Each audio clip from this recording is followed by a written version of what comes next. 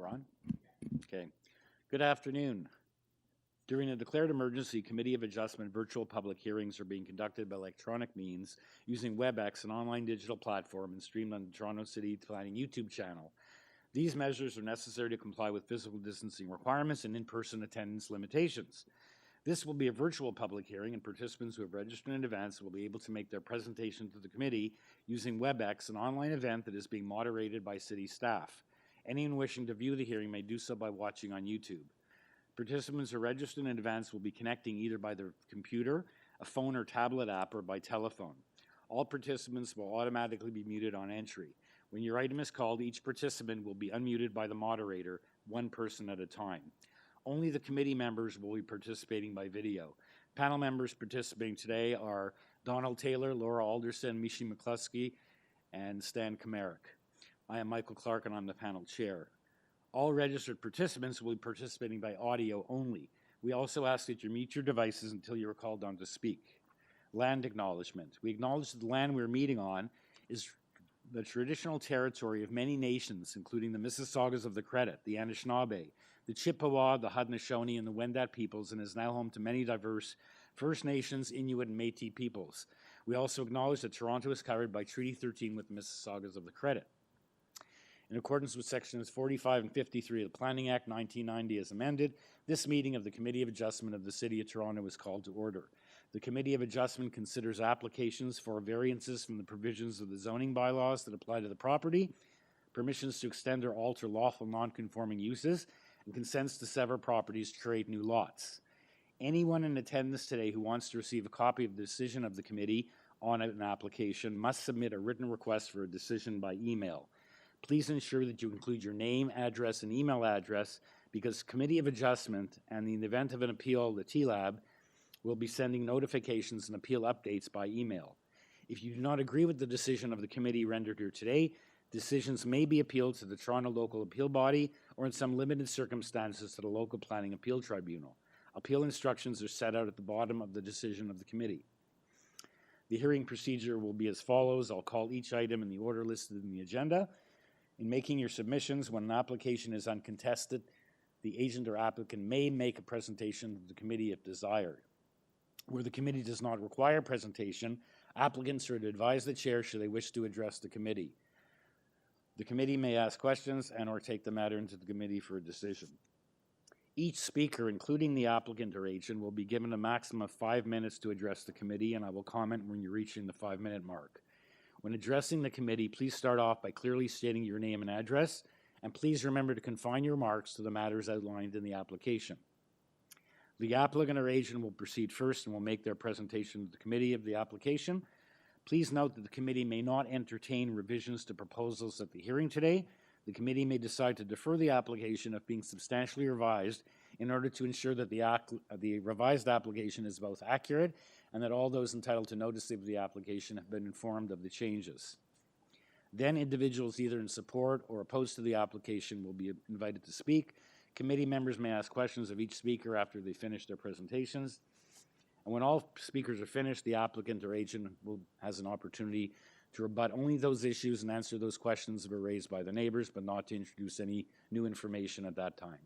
That will then mark the end of the discussion, and the application will then be taken into committee for a decision.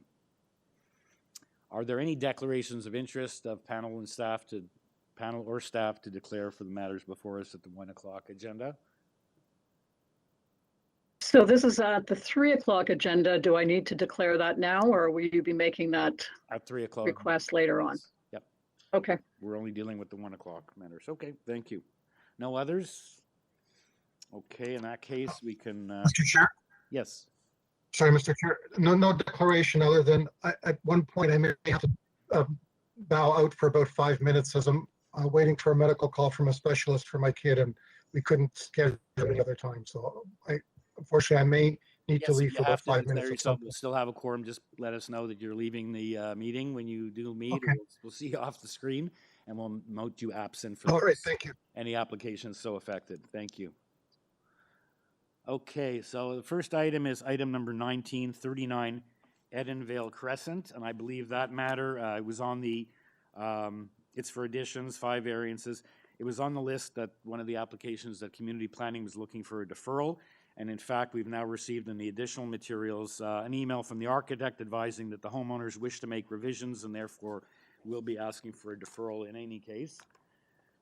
The speaker on this application is Arlene Beaumont. Good afternoon, Mr. Chair. Arlene Beaumont, Outton Associates. We are the agents for the homeowners in this matter. Yes, we are here today to ask for a deferral. We were intending to proceed, but our clients had a meeting with their architect over the weekend, and the clients have requested some additional changes to the dwelling. So we think just the best thing here is to defer, and we'll resubmit the plans when they're ready for another zoning review, just to confirm that our variances are still correct. Okay, that's excellent. Okay, there's nobody else registered to speak on this, so committee members, any questions or someone ready to make a motion of deferral?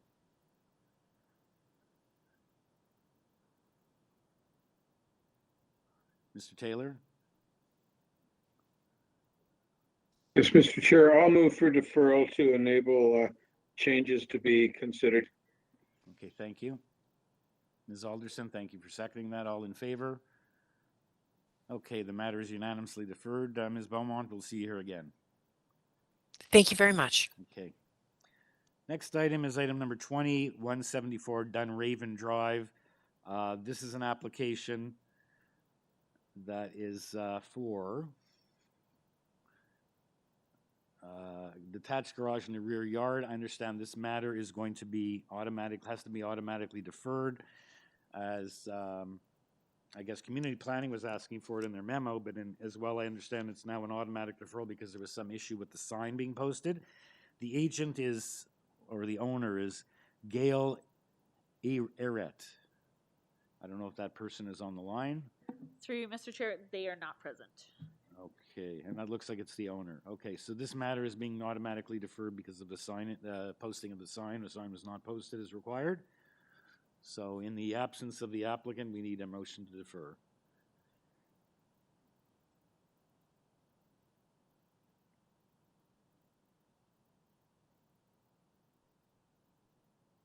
Someone prepared to make the motion to defer item number 20.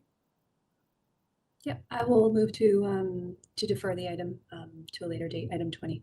Okay, thank you, Ms. McCloskey. Seconded by Ms. Alderson. Thank you. All in favor? Okay, it looks like Mr. Komarik's not on the screen, so I assume he's perhaps absent now. Okay. Okay, item number 21, 117 Stephen Drive. This is an application to construct an additional dwelling unit for a total of 5 dwelling units. There are 4 variances, no conditions from ravines and natural features protection, and TRCA advises they are not commenting. And that, I believe, is all we have other than the plans and everything else that's filed with the application. The agent is Volodymyr Yakoshenko. Yes, thank you, Mr. Chair. Yes, like you mentioned, we are looking to apply for a minor variance in our dwelling. Just basically want to change the layout of the basement to a 1-bedroom apartment. And the variances, as you outlined in the document. Okay, so we have those 4 variances. Committee members, any questions for the agent? Just one question. Will there be windows in that unit? Yes, there will be an egress window in the bedroom, as well as a couple of egress windows in the living room and kitchen. Okay, thank you. I'm prepared to make a motion. It's a pretty straightforward application for the approval of those variances with no conditions. Thank you, Ms. Alderson. Seconded for that. Ms. McCloskey, thank you. All in favor? Unanimous approval. Thank you, sir. You have your application has been approved. Thank you very much. Thank you very much. Okay. Next application is item number 22, 17 Newell Court. And this is an application to construct a 2nd-story addition above the existing dwelling and a rear yard deck. There are 4 variances, and all we have are photos, nothing else.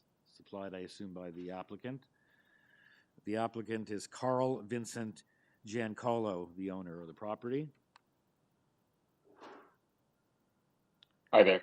Yes, sir. Sorry, I don't know. You only have photos. We submitted plans and everything that's associated with it. No. The only thing I to save time when I introduce an application, that the location map, the survey, the plans that are automatically have to be filed, I don't mention that.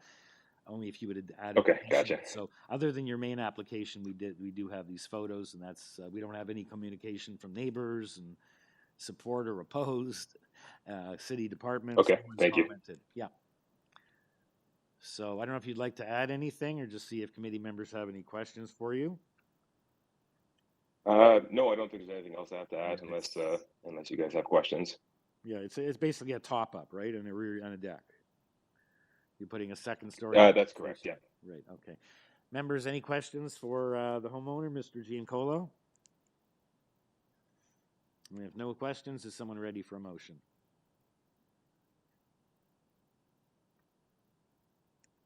Mr. Taylor. Yes, Mr. Chair, I find that the variances are very close to what's permitted as of right. They meet all the 4 tests under the Planning Act. So I move approval without conditions. Okay, thank you. Seconder for Mr. Taylor's motion. Ms. McCluskey, thank you. All in favor? Okay, another unanimous approval. Mr. Giancarlo, you have your variances. Your application's been approved. Thank you very much. May I exit the call now, or do I need to stay on? No, you can, unless you're interested in watching the rest of the day, you can go. Nope, all good. I'm just not used to the process. Thank you very much. Have a good day. Have a good one. Bye. Okay, our next application is item number 23, 23 Westmore Drive. It's an application to permit a personal service establishment. A previous Committee of Adjustment approval approved the use of a personal service shop. We have a covering letter from Amisha's Beauty Salon. We have a previous decision from January 30th, 2020. And we have a planning report recommending refusal of the application. The speaker for this application is Dimpy Kumar, the owner of the property. Should I speak? Yes. Good afternoon. Oh, hi. Good afternoon to everyone. My name is Dimpy Kumar, and I'm the owner and located at 23 Westmore Drive. All I want is a minor variance because, as you know, COVID hit my business really, really hard, and I don't have enough funds to move out right now. Okay, and I guess you were hit committee in 2020 and you obtained temporary approval for this use. Typically, when they get a temporary approval like that, it's because they're not sure, so they're waiting for to see how it works, how things work out. And at this point, you've had it for 2 years. I guess COVID has been around for much of these 2 years. Yeah. I assume that certainly affected your business when you were not allowed to be open. And then you've seen the planning report? Have I seen the planning report? Have you seen that the planning department in their memo dated December 21st recommended that your application be refused? Oh, no. It's been up on the information site. You weren't aware of that? No. Yeah, they said the applicant proposes to extend the previously approved temporary use bylaw. It says the personal services, it's hard to read because there's some problems with the transmission here, but it says the personal service establishment is located within an existing industrial building in a core employment area. Core employment areas are generally located in the interior employment areas and do not permit uses that attract the general public in order to limit disruption to industrial operations. Extending permission of the proposed personal establishment may deter other industrial uses from locating on the site and could attract similar uses to locate within the existing industrial lands. So they are of the opinion that the proposed personal service establishment does not conform with the employment policies in the official plan and is not a permitted and does not support the economic function of the core employment areas. So they recommend that the application to extend the temporary use bylaw be refused. So I'm trying to read for you what they're saying, and you say you weren't aware of that until just now. So normally they do it to see how it would work, but the last 2 years, I guess you haven't really been able to operate much in terms of to see how it works. So they don't feel it's appropriate for you to have this, at least certainly not on a permanent basis, to have this made permanent. You're looking to make it permanent, not just for another 2 years at this point, right? Anyway, let's see if committee members have any questions. There's no other city departments or neighbors weighing in with issues, either for or against. So committee members, do you have any questions? I see Ms. Alderson and Mr. Taylor's hands up. So let's hear from Ms. Alderson first. I actually have a question of the applicant. I'm wondering, did you spend money on renovations to this unit? No. You didn't spend any money on renovating this unit at all. So you didn't do any improvements or make, any changes to this unit? Years ago, yes, it is perfectly like it's very safe. Well, that's what I mean. When you got permission to operate there, did you make you invested some money into this property? No, because I got this license in 2020, and then March 2020 COVID hit, so I was closed for almost. I was closed during these 2 years. I opened only for 3-4 months. We understand that. So in terms of personal services, what are those personal services? Is it a nail salon? Is it a hair salon? What is it exactly? A hair salon, you can say. It's not a nail salon. I do not offer that services. So waxing, so it's a hair salon. Hair salon, yes. And I'm looking at 23 Westmore Drive right now on Google Maps. It looks a little bit like a strip plaza, actually. It looks that's very interesting. So we knew this when we gave her approval 2 years ago before COVID hit. We certainly knew that it was an employment zone, and she really hasn't been given an opportunity to strut her stuff, so to speak. So I'm willing to put forward, but I do see that someone else has some questions, but I'm willing to put forward a motion for approval to extend it by another 2 years.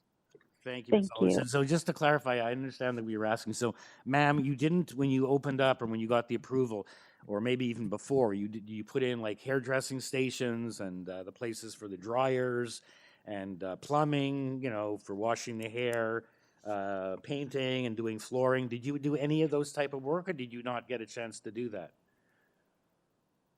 In other words, is this place already? Oh, it's already done. It was done before? Yes.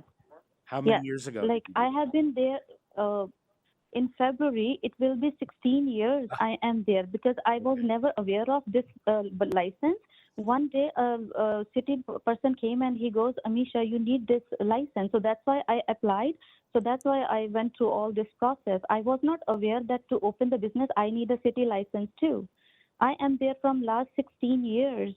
Okay. With no problems at all. Right. So we weren't aware. So 14 years you were there, and then they came to you 2 years ago and said, hey, so you applied. They gave you the 2-year temporary permission, and those last 2 years you've been closed. So I would tend to agree with Ms. Alderson that you at least should be offered another 2 years to see how it goes, although I'm not sure the community planning would agree with that. But anyway, we also heard Mr. Taylor, you had a question as well? Yes, thank you, Mr. Chair. I have a question of the applicant as well. Is your personal service shop business permitted right now under the provincial COVID rules? Could you, if you had the planning authority, could you open up tomorrow morning? Yes. So the provincial guidelines. We have some restrictions. Yes, we have some restrictions. It's sorry, Ms. Alder, it's a capacity limitation, is it? So there are capacity limitations for personal service businesses. Yeah. Sure. I don't keep on top of this stuff all the time, so that's good to know. Sadly, I have to. Okay, any other Okay. questions, or is someone ready for a motion? I did make a motion earlier, Okay, well, make it now. just to extend the, yeah, just to extend it. Does anyone else have any questions? No? No. Just to extend it by another 2 years, just to give her an opportunity to do what she does and has been doing for the last 14, it sounds like. Okay. And ma'am- Anyway, And ma'am, do you own the building, or does the landlord, are you renting No, it? no, I'm just a tenant there. You're just a tenant, okay, because I did see that the application is the name of Westmoreland Properties, so you're appearing as their agent. They obviously would like you to remain, they're the landlord, and they made the application on your behalf, so just to clarify, the landlord's on site here as well. Okay, so we have a seconder for Ms. Anderson motion. Mr. Taylor, thank you. Ms. McCluskey, so then it's unanimous. You have your approval for 2 years. Oh, thank you so, so very much. Okay, you're I welcome. really appreciate that. Okay, good luck. good luck. Thank you. Okay. Okay, the next application is item 24, 106 Government Road. It's an application to construct a 2-story front and rear additions, a new front porch, a rear yard deck, and a basement walkout. We have a revised highlighted agenda page showing revisions made to the application. There were 6 variances, there are now 5. Variance 5 has been eliminated. All of the other variances have been revised. Planning is recommending refusal of the length variance from 18.5 where 17 is permitted, and otherwise they're okay with the application, but they do not want to give the length variance. Transportation has no objection, and we have a letter of concern from 104, and we also have 7 letters of opposition. We have that's all we have. Oh yeah, in the supporting material, in the additional materials, we have revised plans and supporting materials, and I just asked staff to clarify that those revised plans are in the additional materials package from yesterday. Is that the same revisions as received in our package that we can have up on the screen?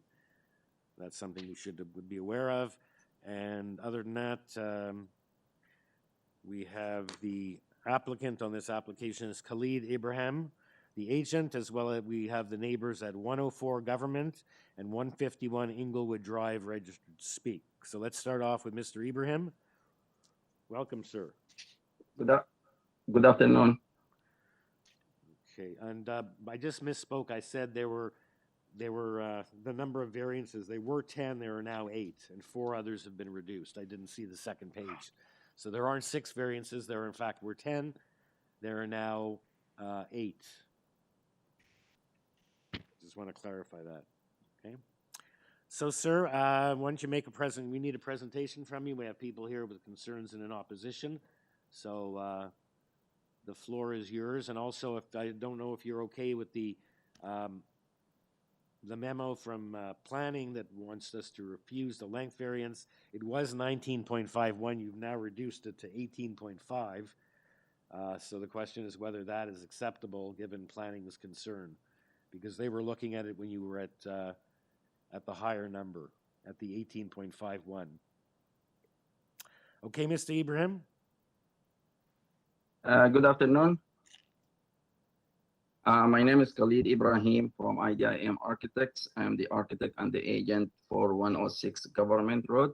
I would like to bring to your attention that we work with the planning staff closely, and we reduced the building length further to 18 meters a couple of days ago. Sorry, 18 or 18 and a half?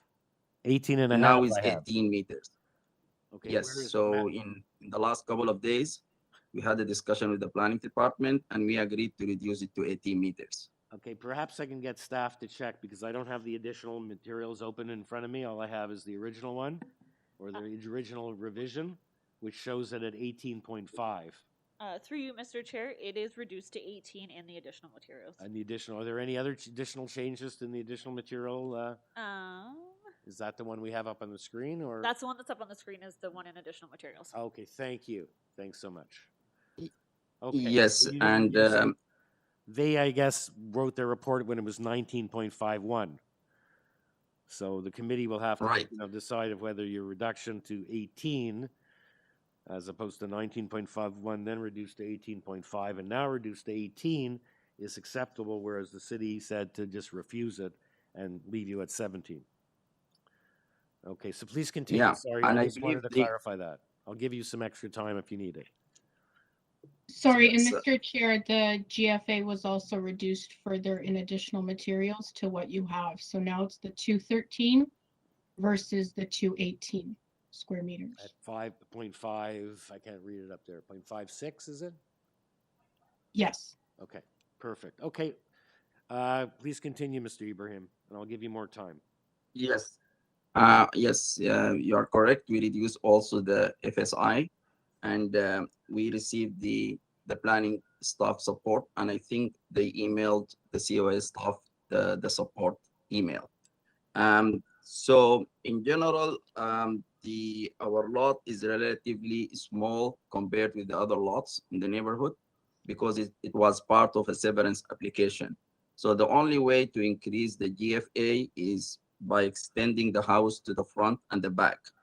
We did our research for the neighborhood and designed the house to be in line with the neighborhood character. So we kept the same house width. And also our front addition is less than the existing front cover porch and is almost in line with the second floor dormer. So there is a dormer on the second floor extended beyond the main floor wall. So now our addition is almost in line with that dormer. Also our building length and the FSI are way less than the previously approved application by the COA. If you could please bring up the two documents for the comparables that I sent for my presentation, that would be great. Yeah, so I plotted the houses that has been approved previously for the building length with yellow icons, and ours is the red one. So if you see on the left side, the numbers are even for the building lengths are way higher than what we are asking for, which like 19.820 meters. So we had to reduce it twice in order to get the planning staff support. And now we are with a reasonable amount of 80 meters. Please, the second one for the GFA. Yeah, so our house is not that big. So we are asking for 0.57 for the FSI. Comparing with the other previously approved applications, you can see the average is 0.7 in the neighborhood. So in general, we believe that our application meets the fourth test, and I will be happy to answer any questions. Okay, thank you, sir. Does anyone have any questions at this time for the agent, or we should hear from the neighbors first? Okay, so the first neighbor is 104 Government Road right next door, Mr. and Mrs. Calabretta. Sorry, through you, Mr. Chair, Vito and Blanca are not here. I only have Dennis from 151 Englewood. So the Calabrettas next door are not available or not present. Okay. So Dennis Rossetti from 151 Englewood Drive. Hello. Hello. Yes, hi. It's Rossetti from 108 Government Road. That's my older previous address. So hold however, on. Your address is 108? Correct. Government Road, so you're like 2 doors away, or right next door. We're next door, yes. It said your address is 151 Englewood, so that's a... Because I just moved into this house in July. Okay. And for some reason, the City of Toronto has not updated their records to show the ownership here for that. But okay. The application came to me at 108. Yeah, okay, go ahead. That's not a problem. Just wanted to clarify. Yeah, so our concern is that the extent of the house should not exceed the 17 meters as prescribed by the bylaw, primarily for the purposes of obstruction of views. The additional other changes that are being requested reduce water flow, natural water flow, in the area with regards to overland flow and sewer containment. So we're not really in favor of the application as such. Okay. You are aware that he's reduced it to 18 meters from the 19.51 for. Yes. Yeah. So so the 18 meters is the structure plus the addition of the patio and the walkout that he's proposing as well. And I'm not sure where the reduction of the application came, because we have not seen those. We didn't get a copy of those. So I'm not sure what additional changes he took out. But from what we received, the extension of the walkout from the structure of the house also would impact water, surface water flow, and the environmental effect thereof. Okay, I just want to make sure that you're aware of the reduction, that it's now only 1 meter more than is permitted. Yeah. And we can, I mean, the applicant can explain in his rebuttal as to what he's changed and how he affected that, if you haven't seen the plans. Okay. Anything else you'd like to add? Are you talk? We're in the back and the front. Oh, okay. Okay, Mr. Rossetti, are you finished, or would you like to continue? Yes. Well, we'd like to go through each of the points, because again, I don't know which ones he's removed from his revised application, because we didn't receive a copy of that.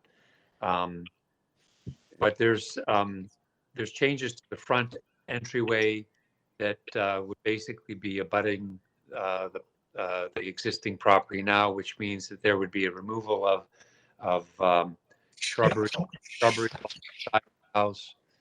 And again, there's flows, there's issues with the front and the back sewer systems, which would prevent proper surface water. This is in particular to the parking pad that he's applied for. Okay. Yeah, and I do see we do have a letter, members from the neighbor at 104 who were supposed to be on the list to speak but are not here speaking. So we do have their letter in our materials. Does anyone have any questions for Mr. Rossetti? So what item are we on? Well, we're on all of them, on what we've seen here that contravene the bylaws as they exist. Okay, is there anything else you'd like to point out? You were saying you wanted to go through, and I see the clock hasn't started.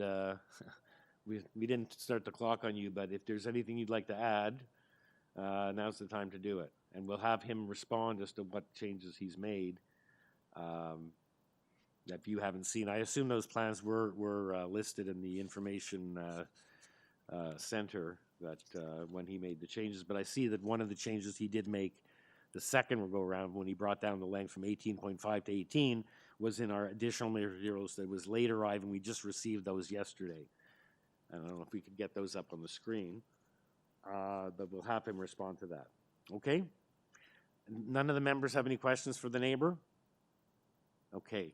In that case, then let's go back to Mr. Ibrahim to respond. Mr. Ibrahim, if you can specifically answer the question, Mr. Rossetti, as to how you did the reduction, perhaps we can get the revised drawing up on the screen to show how you reduced the length. Okay, sure. So actually, yes, so we reduced the length from the front and from the back. So the front one affected the front yard setback. So the front yard setback is increased from 11.54 meter to 12 meters. Okay, and then also we reduce it from the back. In general, I'm just gonna talk about the changes for the variances. So we eliminated variance number 3, the east side yard setback. We eliminated variance number 4, the main wall height. We eliminated variance number 10, the main entrance height. We reduced the following variances. The FSI is reduced from 0.6 to 0.56. The front yard setback, I just mentioned it. the building length is reduced from 19.5 to 18 meters. There are other variances related to the existing house footprint, because when we do the addition, we follow the existing footprint. So these variances stay as is. The west side yard setback, the front porch, and the eaves location from the property lines. And the owner tried to reach the neighbors, and he sent them an email with the changes, and also dropped a letter on their mailbox explaining all these changes 2 days ago. So we tried to reach them to explain, the changes, but we couldn't talk to them personally. Mm-hmm.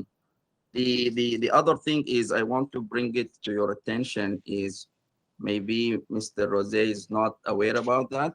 So the previous owner for 108 Government Road applied for a COA application in 2009 with the similar development, front addition, rear addition, and front parking pad.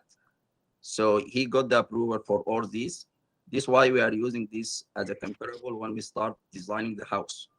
So our immediate neighbor get the approval for the parking pad at the front, get the approval for the front yard setback, and get the approval for side yard setback. So actually, maybe he's not aware about that, but just I want to bring it up to his attention that we are following the neighborhood character.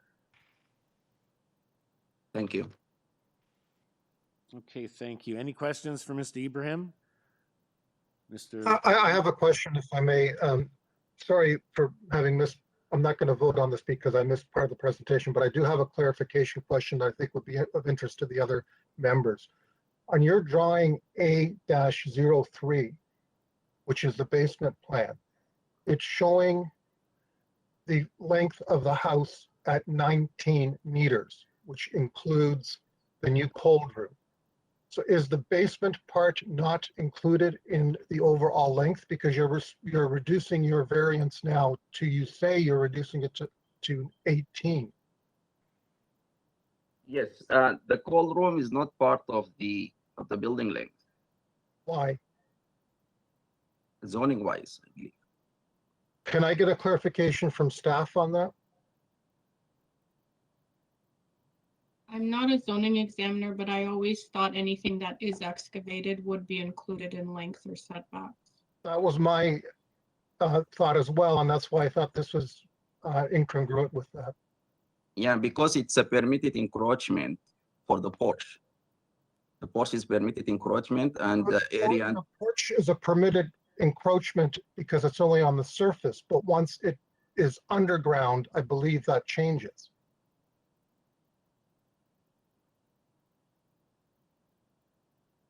Yeah, as my knowledge, it's if it is a permitted encroachment and it has a space underneath, it's not considered in the building length. But the zoning or the planning staff can confirm that.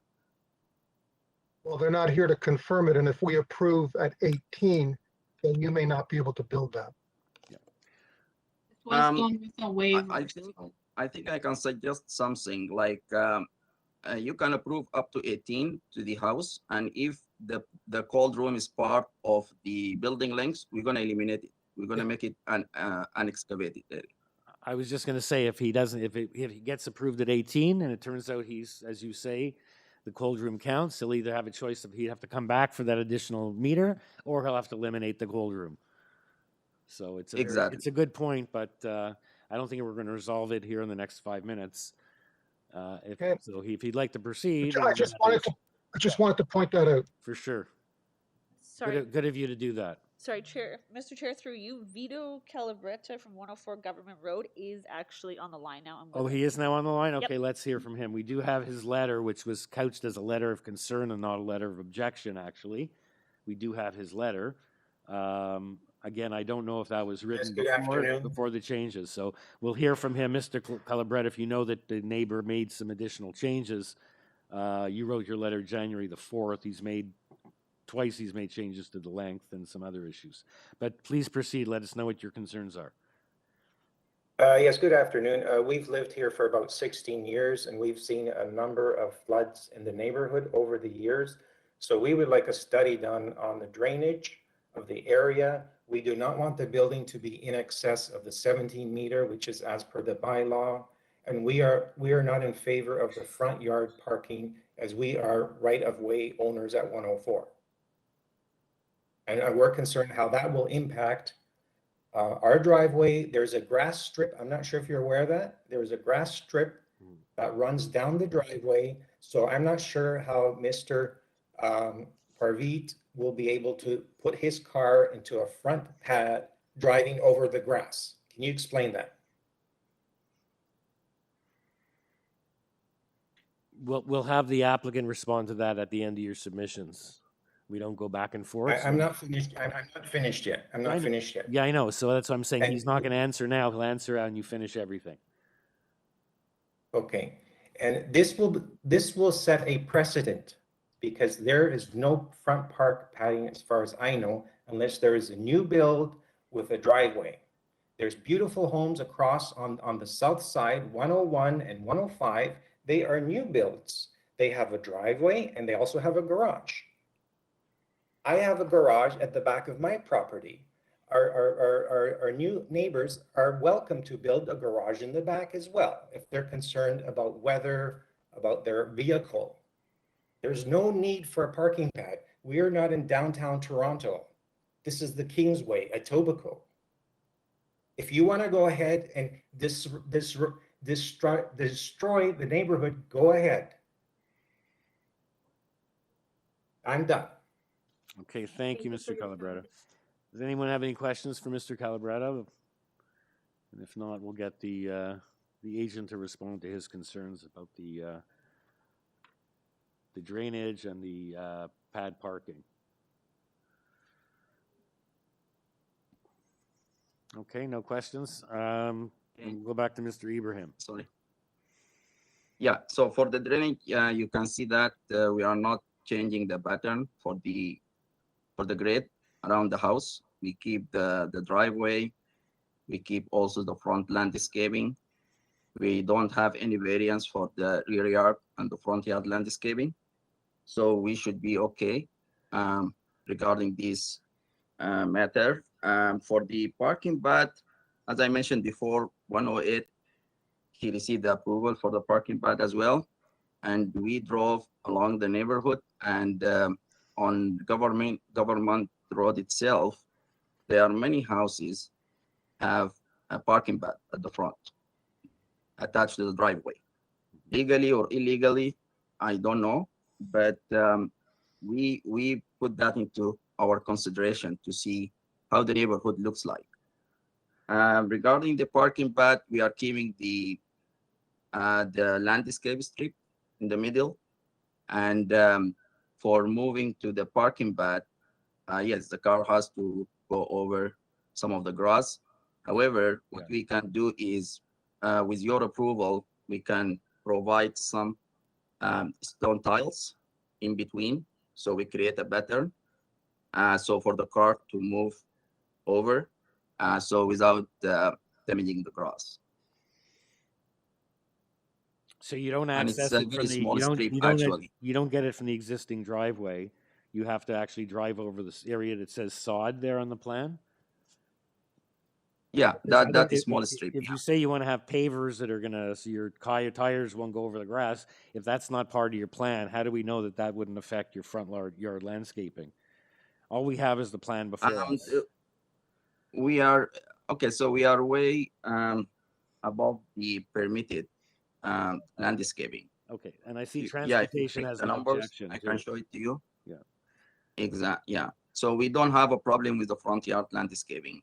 Mhm. And the other thing is we have a support from the transportation Yes. and planning department to have that parking pad at the front, because providing an off-street parking is very important to avoid any parking on the street. Yes. Okay, thank you. Any questions, committee members, for either the agent or either of the two neighbors, or is someone ready for a motion?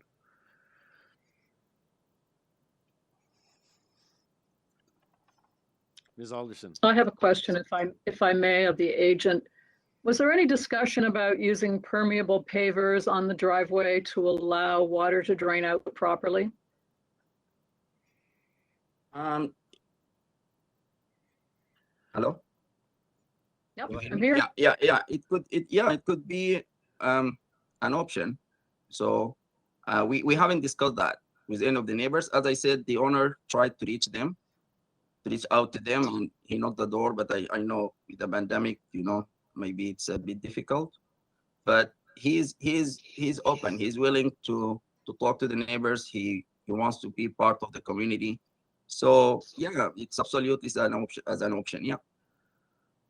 So I have a question of staff. Even though transportation has not requested this as an option, can that be a condition of our approval to use permeable pavers on the driveway? That would be staff. I mean, that's up to the committee. It's more expensive for the applicant, and they don't have the landscaping variance, right? But there seems to be some concern from the neighbors regarding drainage. So I don't know. I just thought that could be a condition that we impose on the applicant.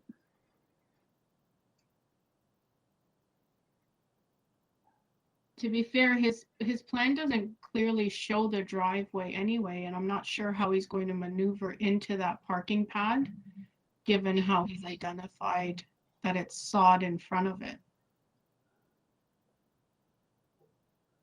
Interesting.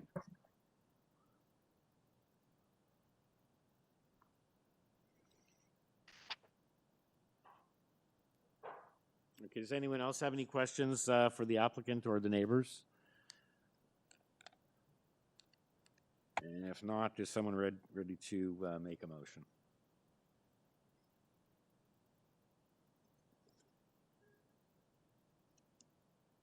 Mr. Taylor? I'm prepared to make a motion, Mr. Chair. I just want to make a couple of comments on the gentleman that spoke about this application. We don't have any mandate or control over drainage issues. That's the building department. Those concerns will be addressed as part of that process should this project advance. With respect to the parking pad, I just took a little Google Street View cruise up and down the street. There's all kinds of parking pads in Government Road in this area because the lots are very narrow. Yes, there are rights of way, but if you've got a fairly wide car or truck, you're not going to get between the houses. So consequently, there's not a precedent concern here. They already exist in many instances up and down the street. Mr. Rossetti made an overall comment about the building being too big for the lot. But I'm satisfied that when we compare the extent of the variances to what is permitted as of right, the variances are all minor, in my opinion. So I'm satisfied this application meets the 4 tests under the Planning Act, and I move approval without conditions. Thank you, Mr. Taylor. Do we have a seconder for Mr. Taylor's motion? Ms. McCluskey, thank you. All in favor? Opposed?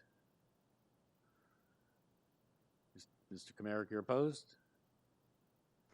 No, I to be fair, I don't feel it's proper for me to vote not having heard the applicants. Okay, so the application is unanimously approved with 1 abstention for Mr. Kamarick, who wasn't present for the whole presentation. Thank you, neighbors, and thank you, Mr. Ibrahim. Thank you so much.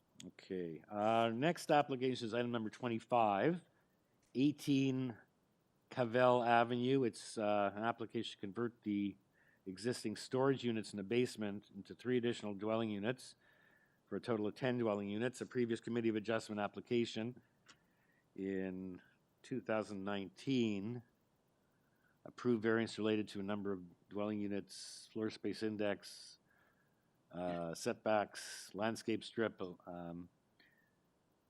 It's hard to read some of this. Anyway, and so we did have a previous, they're coming now for an additional 3 units. There are 3 variances. The number of units now 10 from 7. The FSI 0.99, previously 0.77. Planning is recommending refusal. We have a copy of that previous decision in 2019. We have the planning justification from the agent. Transportation has no objection, and Metrolinx has advisory comments. And the speaker is Andrew Palumbo, the agent for the applicant. Mr. Palumbo, welcome. Good afternoon, Mr. Chairman and members of the committee and Committee of Adjustment staff. Sorry, excuse me for a second there. My throat's a little congested here. My name is Andrew Palumbo, and I am the planner and agent for the proposed minor variance application at 18 CAVELL Avenue. Although covered in substantial detail in the planning justification letter that I submitted with this application, in the few minutes that I do have before the committee, I would like to try and touch upon the high-level planning merits of the application relative to the 3 required variances, followed by a quick response to the refusal staff report that has been issued by city planning staff. So firstly, the proposal contemplates the addition of 3 new rental units, 2 bachelor units and 1 one-bedroom unit in the basement level of an existing 7-unit rental apartment, which, as Mr. Chairman mentioned, received CVA approval back on August 1st, 2019, in order to legalize the 7 rental apartment units that have existed historically on this site. And it was always the intent to come back to committee with this application for the 3 additional basement rental units. But currently the basement level of the existing building is used for storage rooms, which is definitely an inefficient and unnecessary use of floor space, as the existing tenant mix does not warrant this much floor space area for just storage alone. Providing for more functional and practical rental units is a much more optimal utilization of this floor space. But despite the previous CVA approval to recognize this site as an existing 7-unit rental apartment, the site is still zoned with the RM U3 zoning category, which is multiple residential, and with a unit count cap of 3 units. And as such, variance is still required.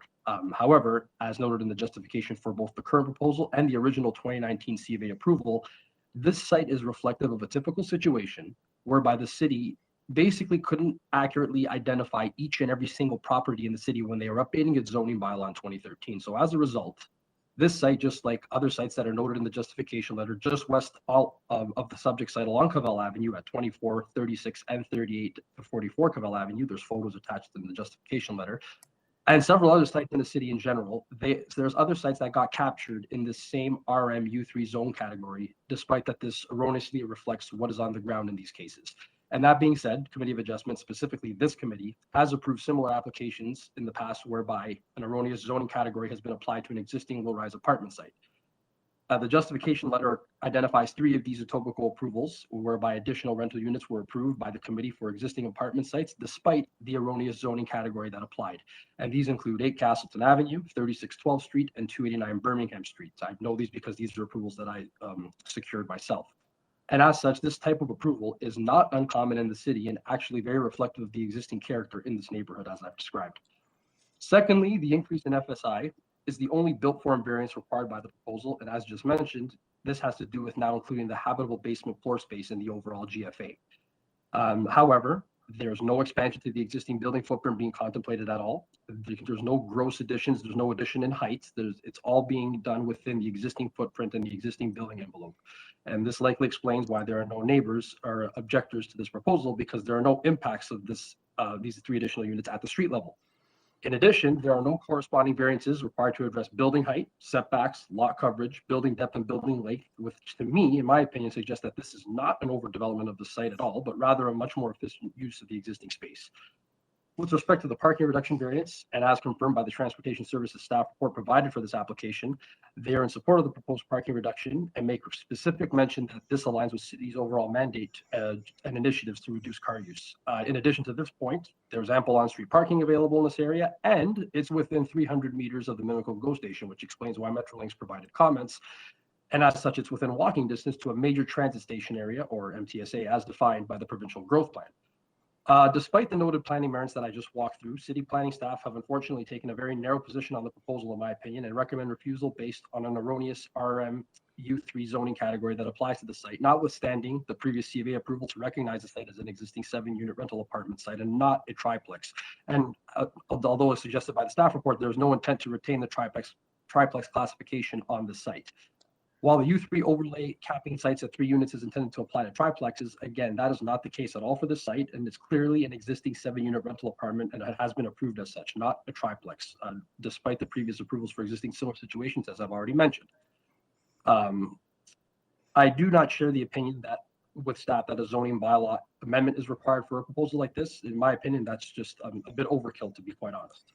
In addition, the staff report notes that the proposal represents an overdevelopment of the subject site with no actual planning analysis or details at all to really go along with this opinion, apart from just taking reference of the FSI increase number itself, not really looking at the actual context of the increase.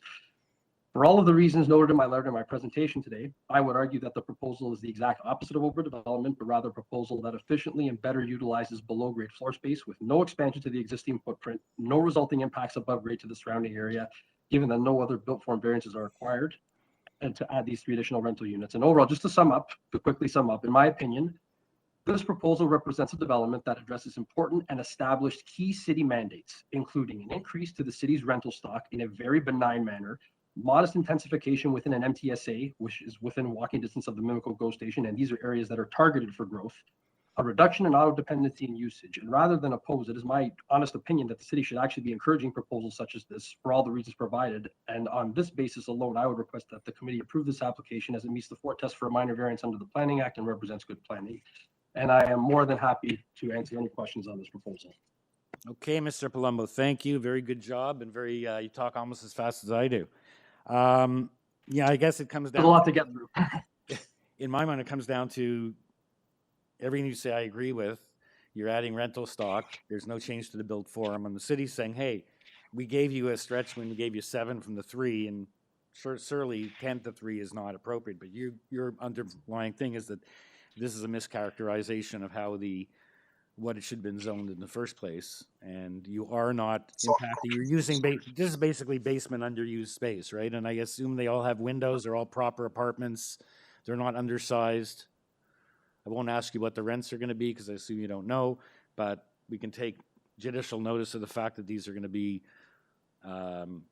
low cost, or at least not high-end units, because they're in the basement and you're taking space that's otherwise not being used. So that's the quandary for the committee. So let's see if anyone has any questions for you. You're the only speaker. Actually, that's one of the things I was going to ask. Are there any tenants that are going to speak to this application? I guess not. So a couple of questions I have. Are there any windows planned for these basement units? I believe that is the case because as from my understanding, the client has advised that all of these units will meet building code. That's the full intent for these plans, because they still have to go through that detailed building permit review process, and that is the intent for sure. Because I'm looking at it on Google Maps right now, and there are no window wells in the basement at all.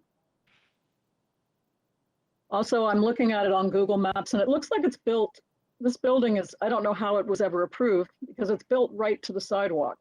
It's a very odd building. It's built right to the sidewalk, and there is absolutely no soft landscaping in the front. Zero. It's paved right up to the building. The building meets the sidewalk. It's very odd. So yeah, I just had those comments, and I wanted to find out about windows, because to me that's imperative. If there are no windows in the basement, in any of these basement units, I can't possibly approve that.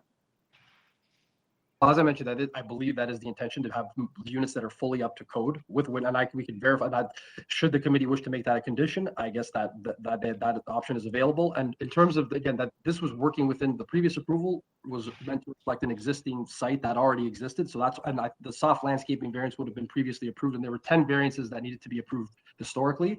And the addition, that 2019 approval, had to do with a rear addition. So that's why, and basically a rear addition to add some GFA and make a more efficient unit layout to make the site more functional as it was back then.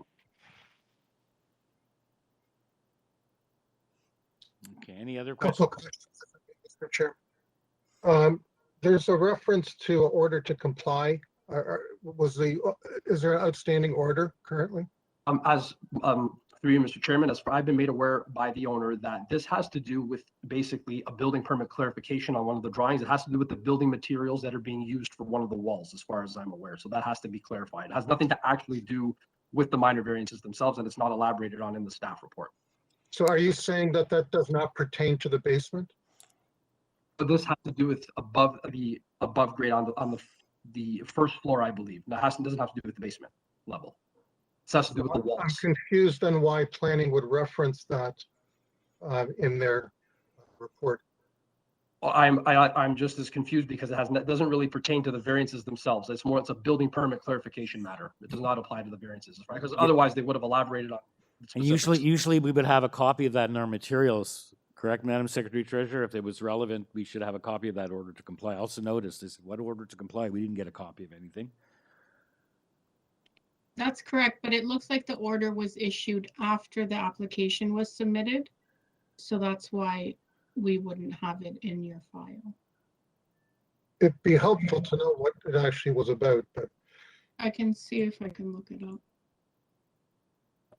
And I guess my other question is, if you feel that this is an apartment building and it should be an apartment building, why would you not apply for a rezoning to make it such? Well, again, historically, when this site has a bit of history. Back in 2019, when we met with planning staff, we went through this whole process of how to go about this approval. And that's what staff at the time, which has changed hands since then, basically said to take the existing situation and actually make it legal, which at the time, again, and historically has always been that this is a site is operated as a 7-unit rental apartment. So back in 2019, we went through that approval process, and rather than have an application that came across as overwhelming. I understand why you did that the first time. That makes sense. I'm trying to understand why you wouldn't do it now.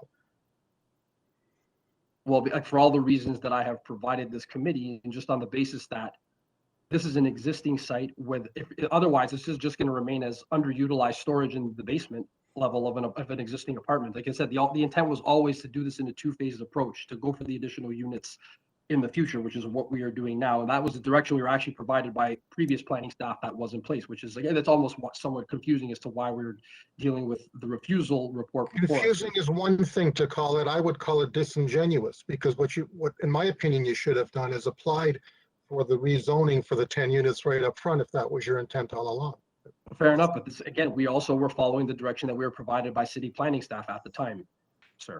Okay. That's why we took the approach that we did. And I guess it was a matter of there was a bit of a process that went with the original application as well. Like, we had to make sure city housing staff did a site visit to confirm the existing unit mix, and city's housing staff made their site visit, confirmed that that was the actual case. And that was, again, like, sort of like the first step in this approach. It was to basically get the 7-unit rental apartment approved. I get that, but given the process that you wound up with, it smells to me of an attempt at chipping away to forego a rezoning process.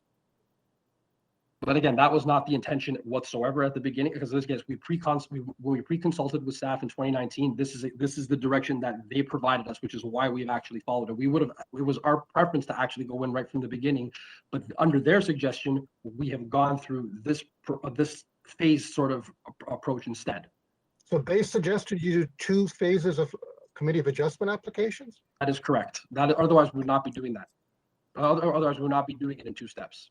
Because rather than having a variance, again, the optics of a variance of going from 3 units to 10 is it's not as harmful as going from 7 units to 10. That was just the rationale and the logic that was No, but then it wouldn't be a variance. It would be a rezoning application. So it'd be a different You know what? animal. I think we've beat this one. You know, you're going back and forth. You're saying the same thing. He's saying the same thing. So let's agree to disagree on that.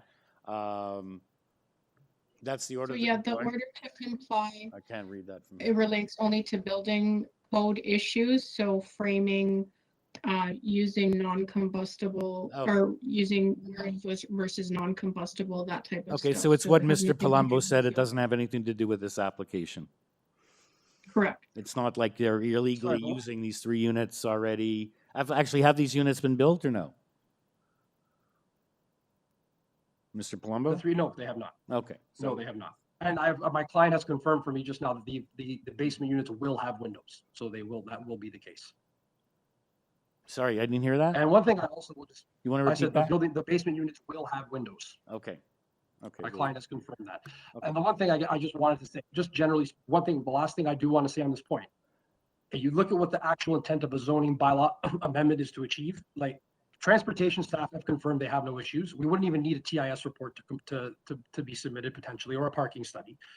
The engineering department has not made any comments about any civil issues or any drainage or stormwater issues. I would even wonder what that checklist would look. I'm just saying, just generally speaking, because and not to mention that's the whole point of a zoning bylaw amendment process is to take public input.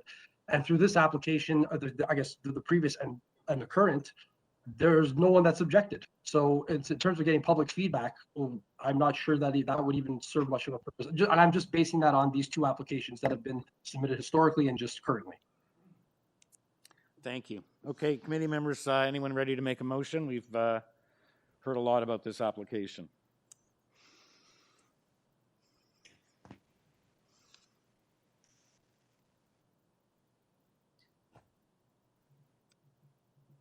I have one more question. Sorry, just a point of clarification for the applicant.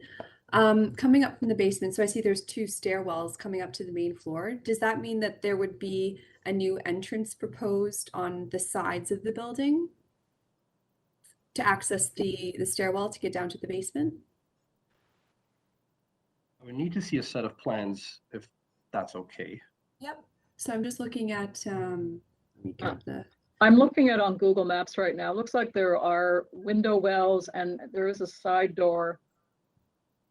One side door anyway. On one side, yeah. That's what I was going to say. It's been a while since I visited this site. I think there's an existing side door when I previously. Yeah, there is an existing side door. Okay, it just showed on both sides, so I just wanted to clarify it is on both sides. Thank you. And there are a few window wells towards the back, but there's nothing. I presume that one of the units would be at the front, and there are no windows that appear in the front, would be in the front unit, so they would have to be added. Thanks for clarifying. Yeah, no problem.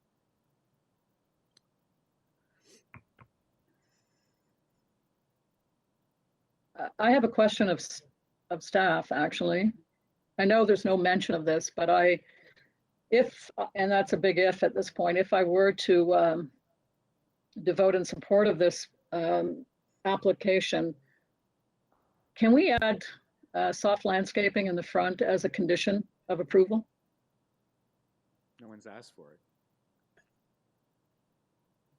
I know no one's asked for it, but I'm looking at it right now. Is there a place where it looks like they could add landscaping? There's well, if you look at it on Google Maps, the sidewalk is there, and then it looks like they've basically cemented to the property in order to avoid having to put any green landscaping there. That section of pavement could easily be ripped up, and there could be some soft landscaping added to that to soften that structure. It looks like a double side. In other words, it looks like a double sidewalk. It's not for parking. It's not for any cars. But if you take a look at it on Google Maps, it looks like it was paved over deliberately to avoid having to put in soft landscaping. And I'm saying that, you know, we should impose that as a condition. The only problem is that's not part of the subject property. So unless Transportation Services has asked for conditions related to the municipal boulevard, there's no jurisdiction to do anything there because the front wall of the building is right on the lot line. So it could be that the city I don't think it is. I don't think it is. If you look at it, you'll see what they've done. So the sidewalk is there. Then directly in front of the building, it looks like they've paved over an opportunity for soft landscaping there. I don't think that's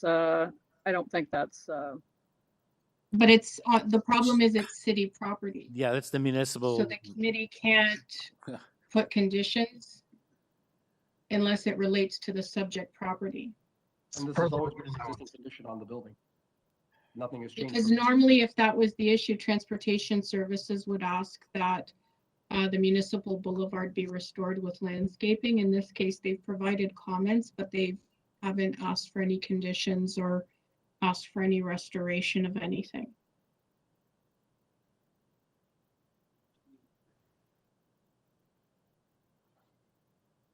Yeah, so it just looks like a double side. It looks like a double sidewalk there.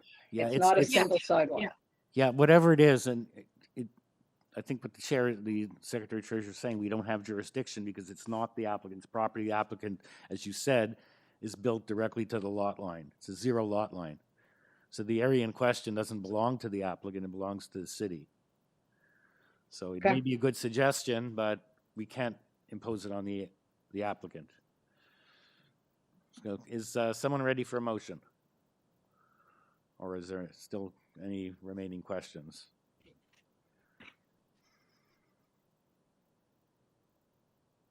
Mr. Taylor, did you have your hand up? Well, sort of. I'll leave it up now. Yeah, I'm prepared to make a motion on this. I share Mr. Kumrick's concerns about the sort of little incremental steps here. 3 units permitted, gets approval for 7, now 10. But I'm going to set those concerns aside and just look at this for what it is on its merit. I think it's a reasonable proposal. I like the idea that it's adding rental units to the rental stock in the city. So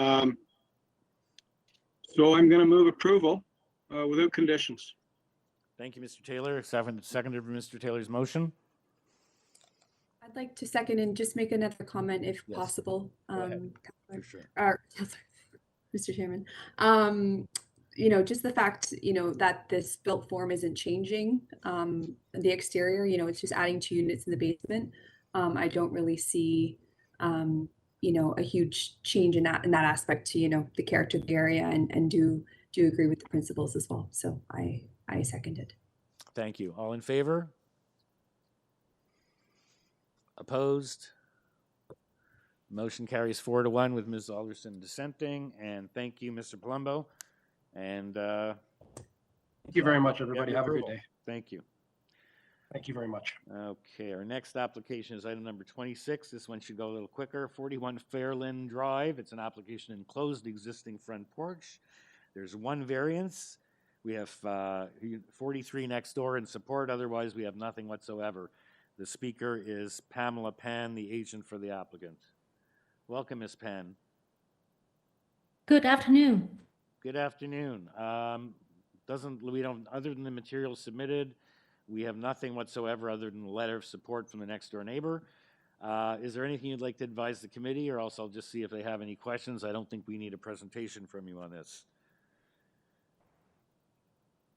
I don't have anything to add on. If you have any questions, I'm here to answer.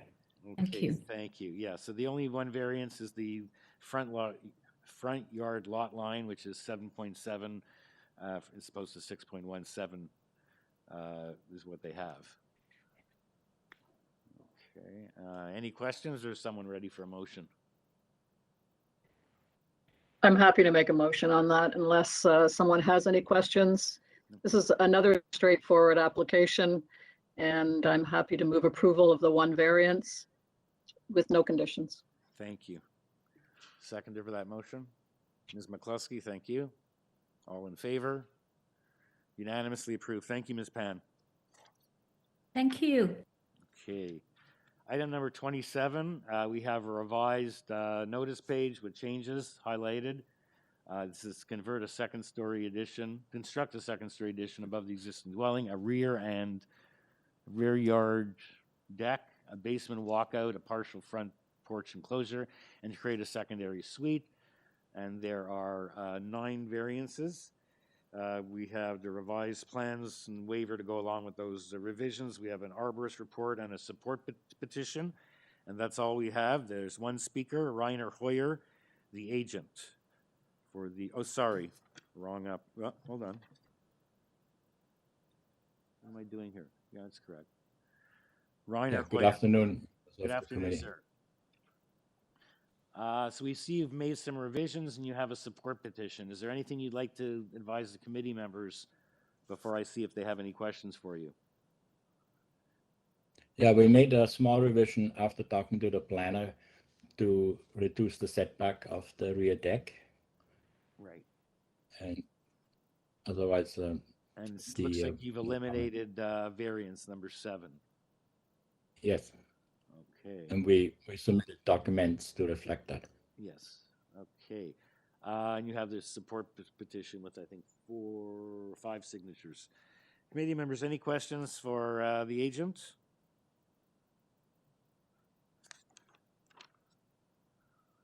And if no questions, is someone ready to make a motion? Just one brief question on the support documents. I noticed the immediate neighbors are not included. Have they been reached out to? Yes, we had extensive discussions with the neighbor next door and come to some mutual agreements. And originally they were registered to speak, but before the meeting they elected not to present. Okay. And the other neighbor next door? We talked to all the neighbors. Okay. Okay.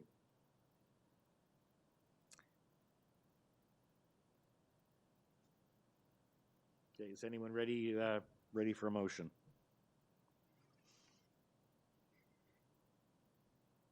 Mr. Taylor? Oh, go ahead. Sorry, Mr. Kumar. Yeah, Mr. Chair, I find the variances are all very close to what's permitted as of right, so I'm satisfied they're all minor, and they meet the other 3 tests under the Planning Act as well. So I move approval without conditions. Thank you. Seconder for that? Mr. Comeric, thank you. All in favor? Unanimous approval. Thank you, Mr. Hoyer. Thank you very much.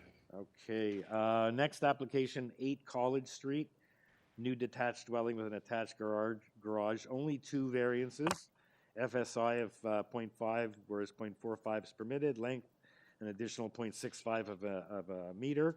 Otherwise, we have urban forestry requesting conditions 1 and 5, 5 being a refusal, and that's all we have. Speaker is Pamir Rafiq, agent for the applicant. Yes. Hello? Yes. Hi. Can everybody hear me? Yes. Yes. Okay. So hi everybody. Hope everybody's doing well. I just wanted to very briefly just go through this. We're just asking for 2 variances, which are minor in our understanding. As you see, we're asking for a little bit of added length by 0.65 meters. That's for the building length. The second one is just the floor space index. We're going up from 0.45 to 0.5. And if you were to look on Google satellite image, you see that just 6 houses down to the left, there are 2 houses actually, number 22 and 24, which are I cannot confirm the exact size, but they're very similar. They're very similar in size of what we're proposing, and we find that this neighborhood is going through a bit of a renaissance, if you want to call it that. It has high interest of people renovate or tearing down the existing homes and building custom homes on there, and they will meet the character of what we're proposing. We do not intend to exceed anything than what's already been approved in the past for these homes. So. Yeah, it looks very, very modest. You've designed a new home with only triggering 2, would look like 2 very minor variances. So let's see if committee members have any questions for you or if someone's ready for a motion.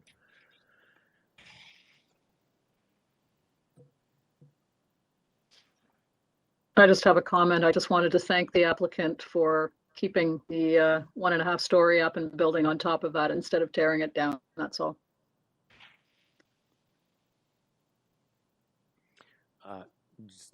So no question. Are you ready for a motion? This is a new home, right?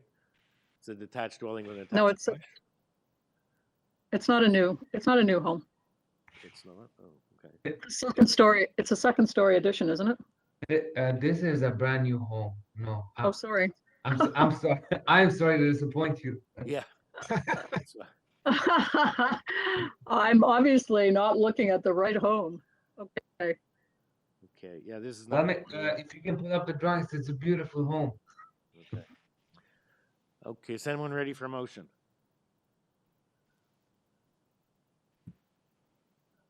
For you, Mr. Chair, just wanted to clarify if urban forestry has conditions. I see. Yes. Yeah, I said 1 or 5. So it's a refusal, or if not, because it's going to impact a tree. Yep. I did state that. So Thank you. we have to deal with the urban forestry situation. Okay.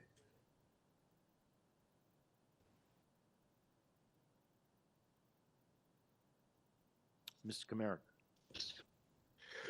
I believe the two variances are very close to what's permitted, and therefore it is minor in nature and desirable to rejuvenate that area. And I would therefore propose that we approve it with forestry condition 1.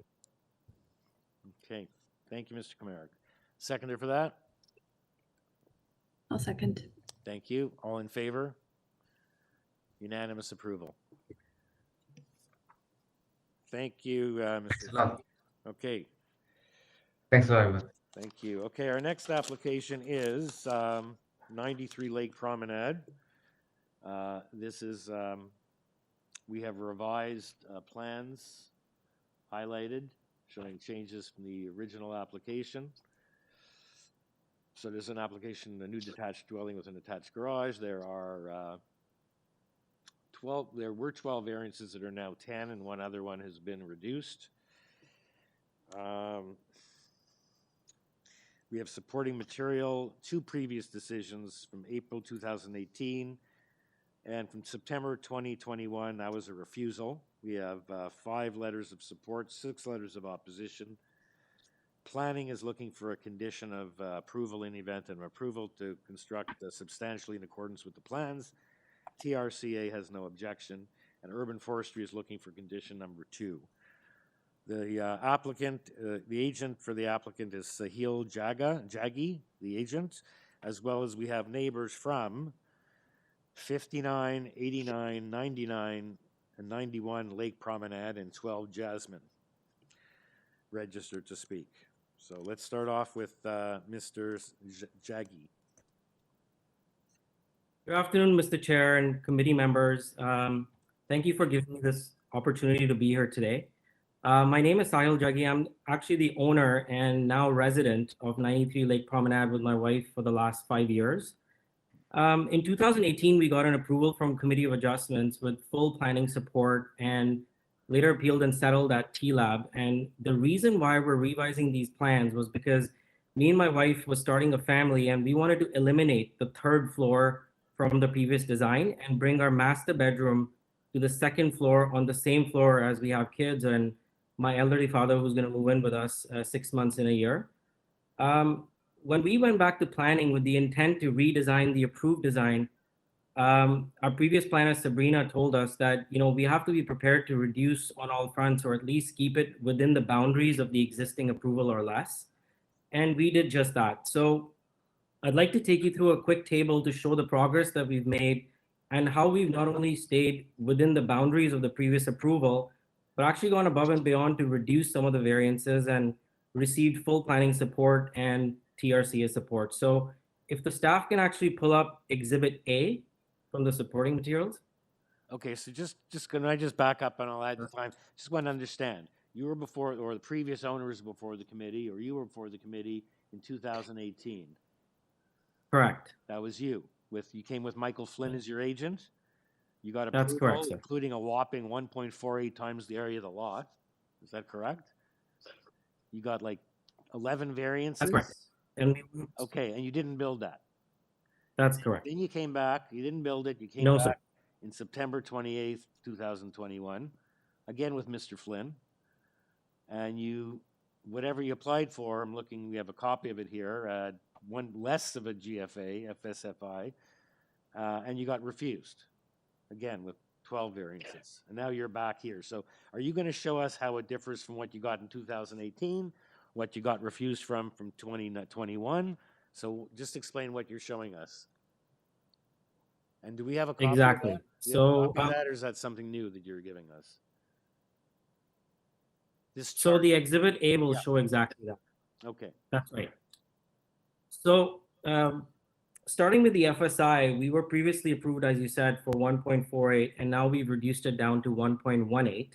So there's a 20% reduction on the FSI. And as the Committee of Adjustment knows, FSI for all homes that are backing onto the lake are actually thrown off by the shoreline hazard limit determined by the TRCA. Without that imaginary line, our FSI is actually 0.48 lot coverage, which is modest and in keeping with the neighborhood. And 139 Lake Promenade in September 28th hearing was also just approved for 1.22, and we're below that as well. So back in September, as you mentioned, when we were refused with these revised drawings, the biggest point of contention between the neighbor and planning was the below grade garage when Mr. Flynn was my agent. Now, this is the only variance that planning was suggesting a refusal for, and that's okay. We understand that this is part of the process, and that was not conducive for the neighborhood. So we went back on the drawing board. We have now fixed that and completely removed that variance and brought the garage at grade. And we did that without adding any more variances. In fact, we went a step ahead to bring the garage back up at grade and reduce the height slightly and readjusted our ceiling heights and made that work. And that's how we have planning not objecting to this project anymore.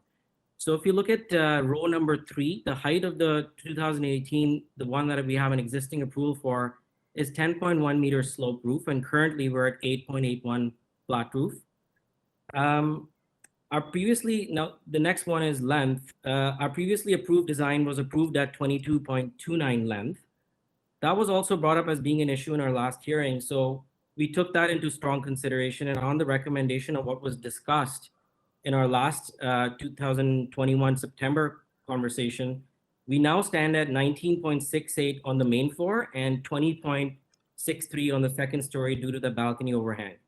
Again, planning never asked us to change the length, height, but we did that to obviously take into consideration what was being objected and accommodate. If the staff can please pull up Exhibit C, I'd like to quickly also clarify the side yard setback. Thank you. So there is no variance on side yard setback in the entire home except for a small section which stretches about 21 feet. As you can see in blue, we're asking for a 1 feet variance in that specific section and actually offset by almost 2 meter setback on the second floor. We've checked this with our west side neighbor. They have no issue with it. They're here with a support letter as well. And this is from a design standpoint intended to mimic like a chimney or a mechanical shaft. And that's that small variance. Otherwise, east side and west side, our rest of this area is all as of right. I'd also like to point out further that we removed 2 variances completely pertaining to the front stairs and swimming pool side yard setback, and now down to 10 variances originally from 14. So as you can see from my table and my presentation, we've shown our commitment by not only staying within the boundaries of the last approval, but gone above and beyond it. We worked pretty hard with planning for the whole year as the redesign came in. More than 30 neighbors within 500 meters have seen this and understood that this is a lot more modest compared to what we have an approval for, and shown our support. And it was my wife who actually wanted that 3rd story down and said, the master bedroom can't be on the 3rd story. You have to bring it down to the same floor as we start a family. We want to have kids. We want to be on the same floor. So we've done all this and got the support from planning and obviously the TRCA. So we humbly ask Committee of Adjustments to approve our project and let us build our home, and happy to take any questions. Okay, thank you, Mr. Jaggi. And very helpful to show how this differs from what you do have as a current approval in 2018, and I recall now you were refused because of the below grade garage. Right. So, okay, we have other speakers, including the Long Branch. So they usually like to go last. So the first speaker on the list, I'll go in order of my list here, is Inder Sani from 59 Lake Promenade.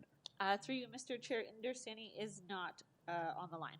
Okay. Everybody else is. Everybody else is? Okay, the next one then is Andrea Hutka at 89 Lake Promenade. 2 doors away.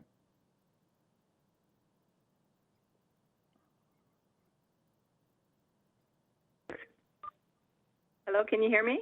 Yes. Hi, it's Andrea Hatka, owner of 89 Lake Promenade, and we're 2 doors down to the east. So I have also submitted my letter of objection where I reiterated that I feel strongly that the lakefront property owners wishing to build new homes should stay close to or within the parameters of what is legally allowed in this neighborhood. Otherwise, the neighborhood will just become one big concrete jungle, completely obliterating the natural beauty of the lakefront, which is what makes this area so unique. So the question is, why is this application before the Committee of Adjustment again? I believe that it is approximately the 4th time discussing this request for building parameters beyond the published guidelines for the Long Branch area. It is my belief that this house is too large for the property and does not respect the character of the neighborhood. Our Long Branch lakefront is a heritage area and is one of a kind, and once you set the precedent to allow the new builders to juice the max out of the properties, no matter how inappropriate the build is, there surely would be more to follow. I noticed that it seems that there's a new zoning review waiver added to the documents list. It's the last document, which was added on January the 6th, 2022. It seems an unreasonably short period of time for everyone to be able to review this document, as many people were not back to work yet, and in effect, really only 3 possible working days. If you look at this document, as far as I'm concerned, we should have more time to take a look at it, and therefore I would request to defer this entire application to a future date. At a quick glance, the first zoning waiver shows that 86 meters squared is allowed and 290 meters squared is requested. What is the floor space index based on? Where is the top of bank, and is this top of bank calculation based on the new seawall or the existing seawall? When is the new seawall to be constructed and completed as the existing rocks are collapsing? Would it not be prudent to revisit this only after the new approved seawall is completed and assessed, and then see what is viable to build on the property? Would this not be a good reason to postpone the application hearing? Along the way, it was mentioned that a swimming pool is highly desired on this property to enhance the property value. Is this something that is being requested now or later? Or is there going to be a condition set by the Committee of Adjustment that due to the request for the oversized house on the very small property, there can be no swimming pool allowed in the future on this postage-sized plot of land by the lake? And Mr. Sahil Jaggi mentioned that there were approvals in place, and my question is, or was, why did he not build? Are there no deadlines when applications get approved? And were there conditions to be met, and what were those conditions, and are they met now? And in 2018, I believe there were some rules that were changed. So I guess the question is, if the approval from now almost 4 years ago, is that approval still a valid approval? So that is one question that I had there. The second zoning review waiver, this new waiver that appeared on January 6th, the minimum front yard setback is 16.76 meters. The proposed dwelling is 12.16 meters from the front lot line. So it's 5 meters, and it's a significant concession, and in my opinion is not minor. If approved, this sets a wrong precedent for the whole area. The third zoning review is requiring 0.9 meter side yard setback, and now the application is moving from 0.51 to 0.6.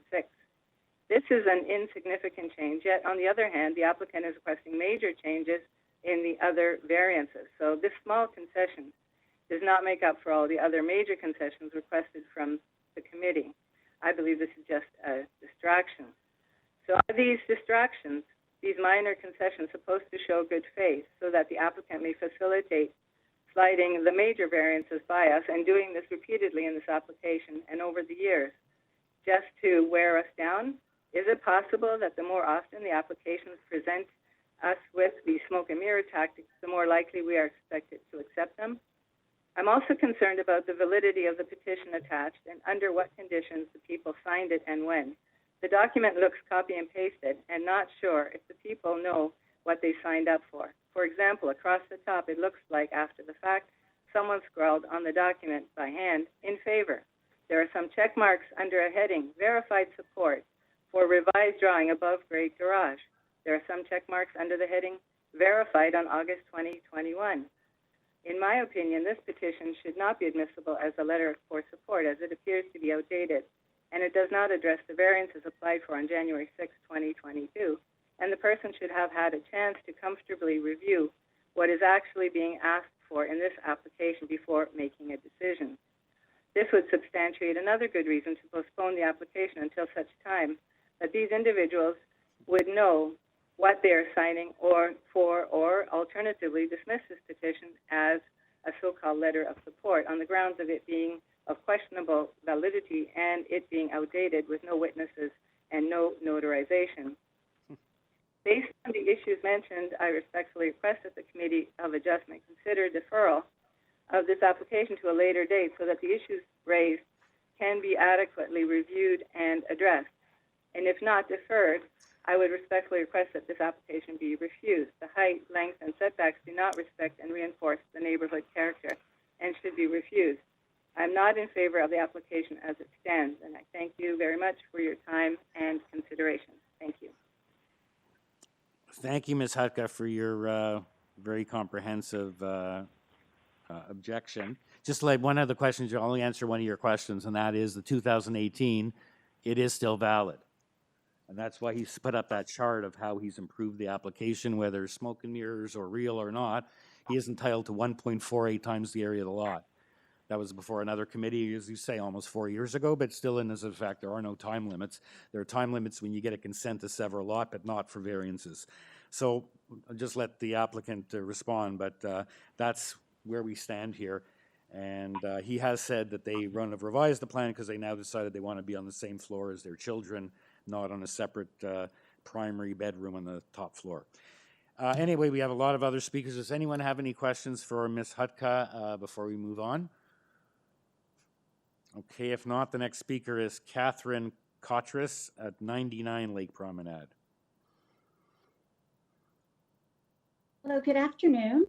I reside on the west side of the property at 99. Thank you for the opportunity to speak to this matter. Since you're acquainted with this file from the September 28th hearing, I don't want to take up too much of your time by repeating the reasons for my objection. They were outlined in my letter. But as a quick summary, sorry, Ms. Cotras, just to clarify, you're right next door?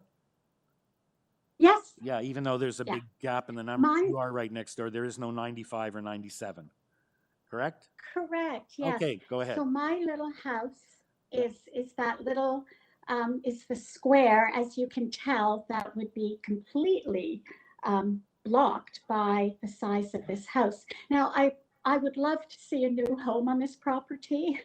However, and I'm very grateful that there were some modifications, especially in length, but it's still 18% higher and 18% longer than permitted. Truly, the bounty of this unique property is in the yard and green space and not in a big concrete house. To speak in the interest of the public good, and what Andrea had referred to as well, is it appears there's some misleading letters of support, which is not a fair representation to you of how the community feels. 14 25th Street is a vacant house with Mr. Jaggy's sign on the front lawn as the buyer. And the petition he presented is from 2018. I have a petition as well from 2018, freezing at that time over the Christmas holidays, and I've received well over 100 letters or petitions of support that the house at that time was just much too large, and many of them over the holidays we've spoken and emailed, but of course I'm not, I wasn't going to go out and do this again over the Christmas holidays, and largely because of COVID, I wasn't going to get another petition. But so many people do agree that it is too large, but they're fatigued by this, and they are, and they're also too busy. But I don't know how much credence you place into those letters, but I did want to bring that to your attention. It's just not fair. Additionally, I'm concerned about the zoning review waiver, as I will have to hire a surveyor to monitor the construction.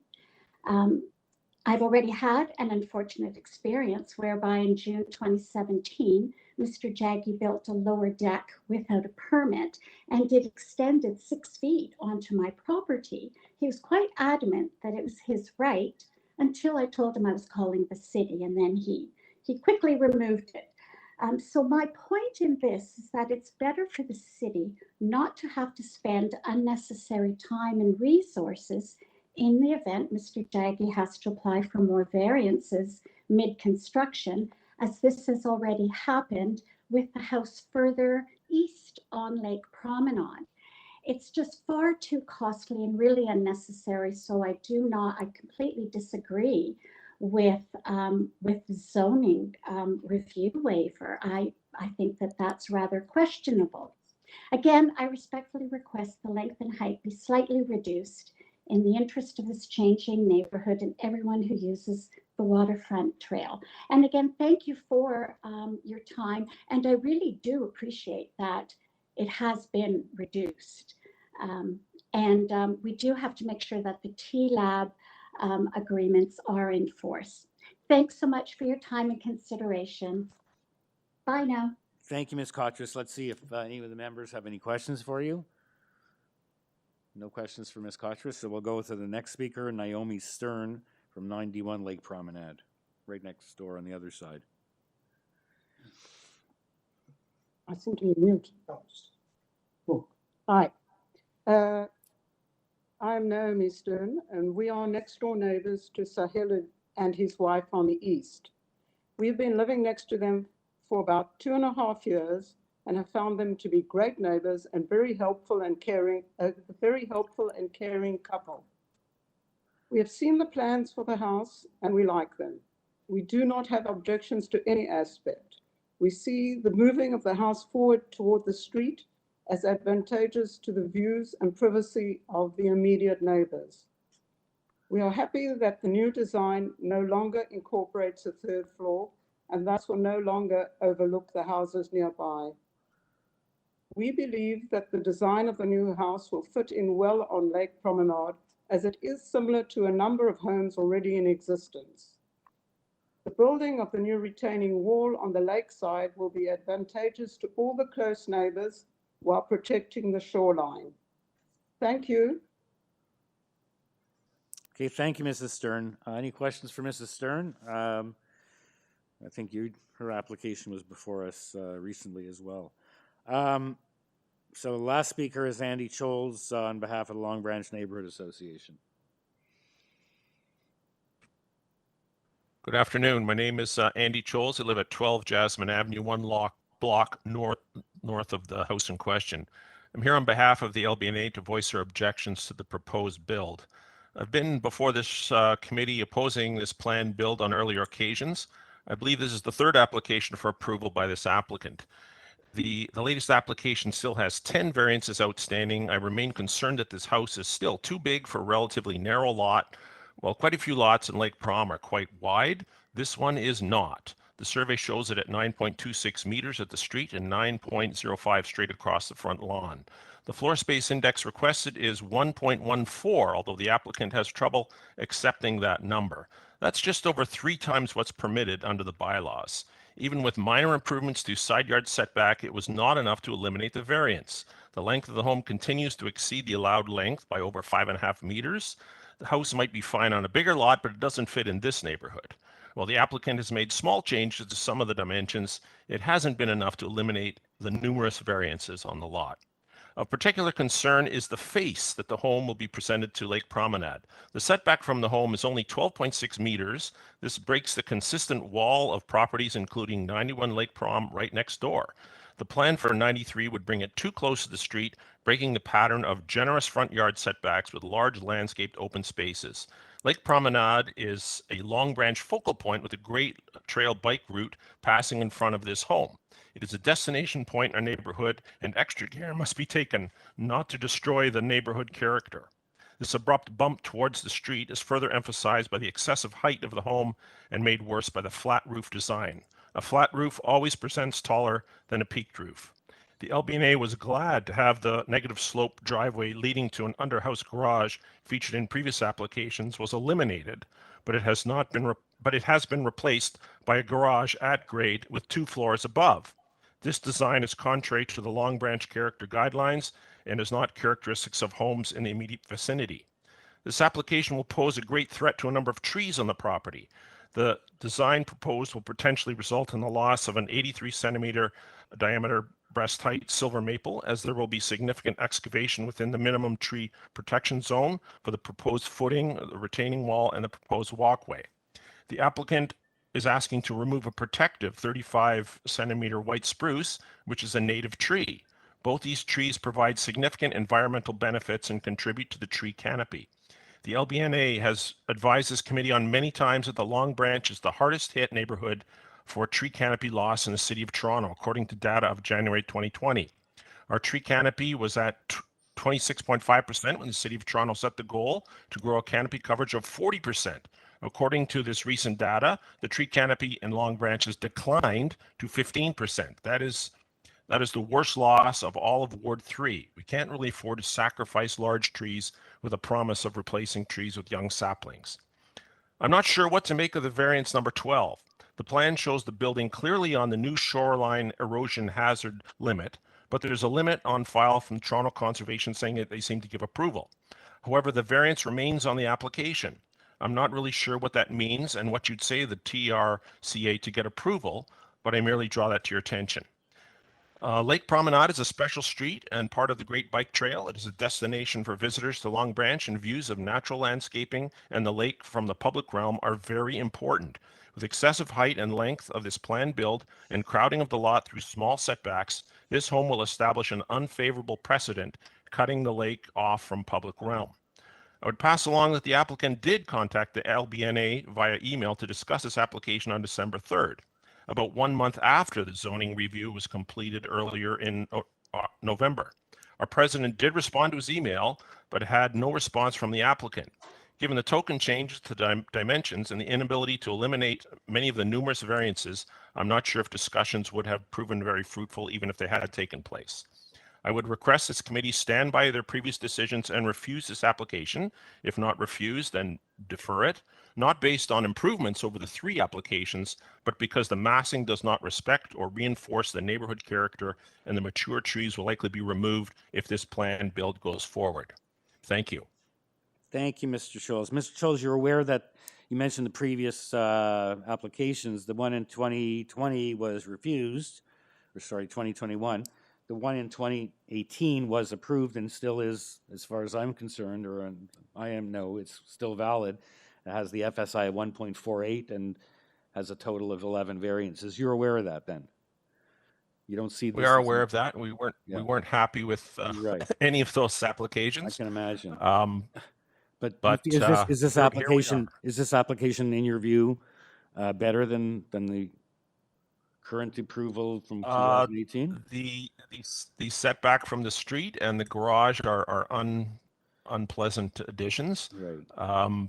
There are small improvements, and we recognize that he has made small improvements, but it's always up to just before the variance would disappear, which sort of confuses me. Mm-hmm.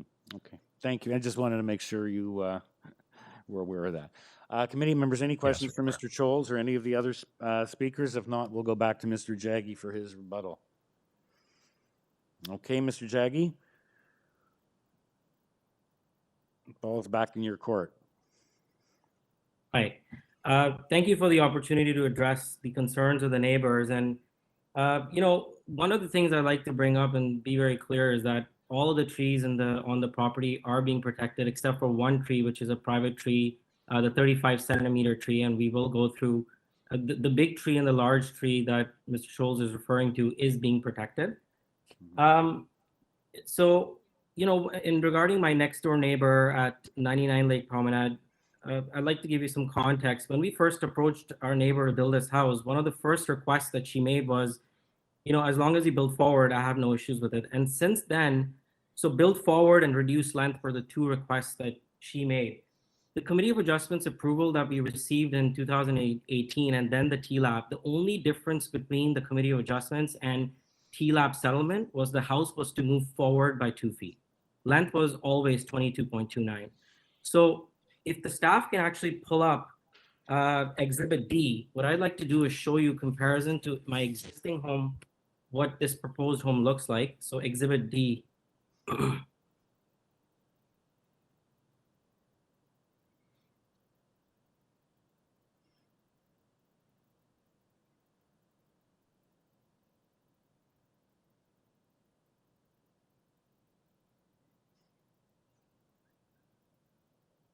Just the D, that's perfect. Thank you. So as you can see, like you see the deck and then there's the other line. We've actually moved the house forward by 10 feet. And as the settlement required us to move us from our previous design extra 2 feet, we've actually gone above and beyond further 4 feet from that settlement. So the house actually is moved forward 10 feet from the existing home and 4 feet from where we had previously settled. And I understand that people who buy homes on the lake buy it for the view and don't want their views disrupted. Same request came from 91 Lake Promenade, and we moved the house forward. TRCA also doesn't want us to encroach on the shoreline hazard limits, and they also wanted us to move the house forward. And that explains the front yard setback, which now, is standing where it is. So if we can build back and we can build forward, obviously there's going to be one area where exactly where planning asked us to move the house forward. So that's one. Number two, in terms of length, this was brought up in our last hearing, and ironically, that in the hearing, she objected and mentioned and recommended a length of 20 meters. So we reduced it, and planning never asked us to do this. We did this because we wanted to further accommodate and get this house built. So we reduced it from 22.29, which was our settlement, down to 19.63 on the main floor, and the 20.63 on the second floor. The third objection was below grade garage, and we fixed that. We went back on the drawing board, and one of the first things I said, no more variances, no extra variances.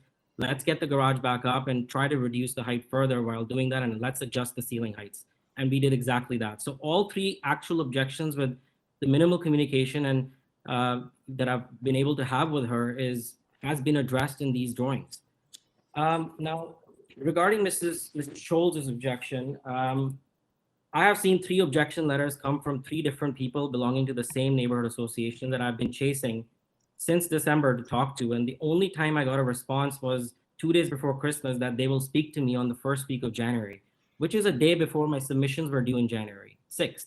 So instead, we went knocking on the doors of the neighborhood, and I find it bizarre that somebody would question I have signatures in these petitions. I went knocking on the doors of the neighborhoods, people who we live with on the street, that we know of. And more than 30 of them, we took the time to sit down with them, explain to them, this is what we're approved for.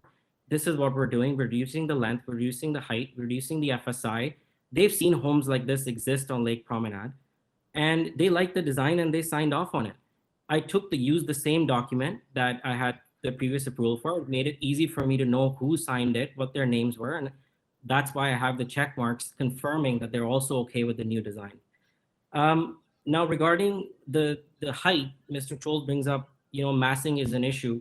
And just to put into perspective, this is a 10.1 meter approved height that I have, and I'm proposing an 8.81, and yes, it's a flat roof. So when we sat down with planning, we talked about the height. Planning said, we need you to be below where the top of wall is on the existing application, and that stands at 8.84. We reduced it down to 8.81. Similar flat roof properties exist on Lake Promenade, 29 Lake Promenade, 67 Lake Promenade, 11 Lake Promenade. All of those homes are flat roofs, homes towering well above 9 meters, and this home, in context to those, is a lot more modest. This is not a dangerous precedence. This is just simply an existing precedence that we're following. And if the staff can pull up Exhibit E, I'm happy to show you some of these homes that are, just down this few homes down. And we're well below these heights. And, it's not just about following the precedent that's on the street. Lake Promenade, I've lived here and I've gone back and forth. We run on these streets, we bike ourselves on these streets, and we know that is one of the most eclectic streets that exist. Some homes are close to the lakes, some homes are close to the street, some are wide lots, some are below lots.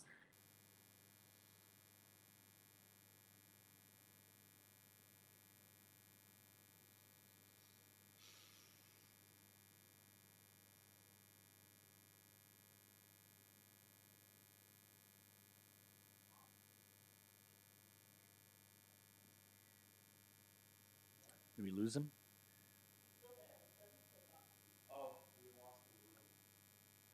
It looks like they're still, the other members are listening to something. Can you get the room back?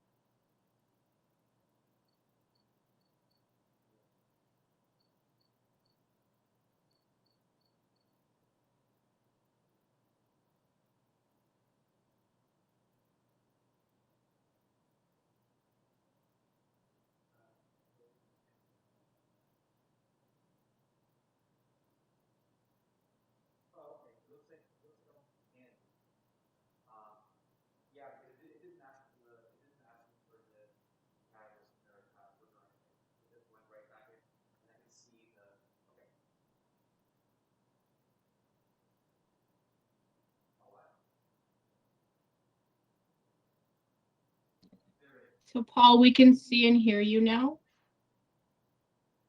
We've taken a break until 3:10.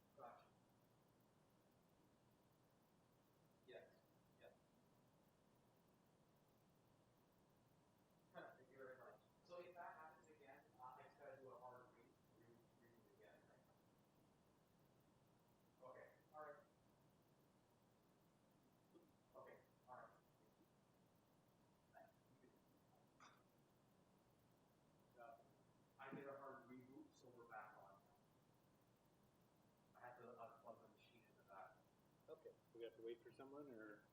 No, we're good. We'll start whenever I get. Okay, so we were just. For how long?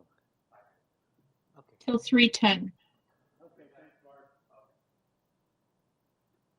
We're in the middle of you just finishing his rebuttal. Yeah.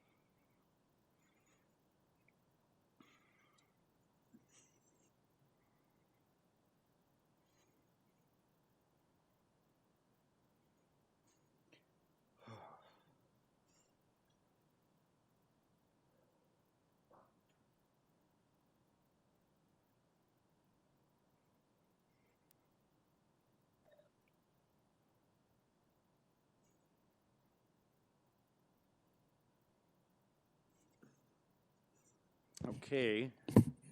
So we lost contact in the room. The internet went down just near the tail end of Mr. Jaggy's rebuttal. I believe the other members were listening. We could see you listening up to a point where you heard that we lost the room. Yes, so he did complete his rebuttal, so the members heard all of that. Okay, so now we're just ready to see if there's any follow-up questions for members, for anyone, and then to bring it into committee for a motion.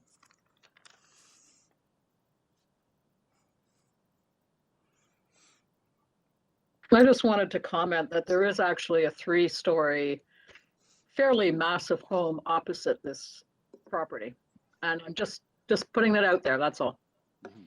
And that's 3 stories. Okay, and I think we have to look at this from the point of view of what's approved in 2018. We do have a positive planning report at this point, recommending it be tied to plans. Constructed substantially in accordance with the plan submitted January 5th, 2021. I think it's January 20th. It's hard to read. And basically the conclusion of community planning, given the changes described, staff no longer have concerns with the proposal. As such, should the committee choose to approve the application, staff recommends the following condition be imposed.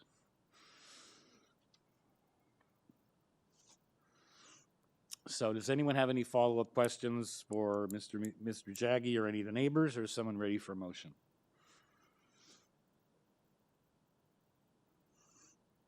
Mr. Taylor? Does anyone firstly have any questions on the panel? We're good.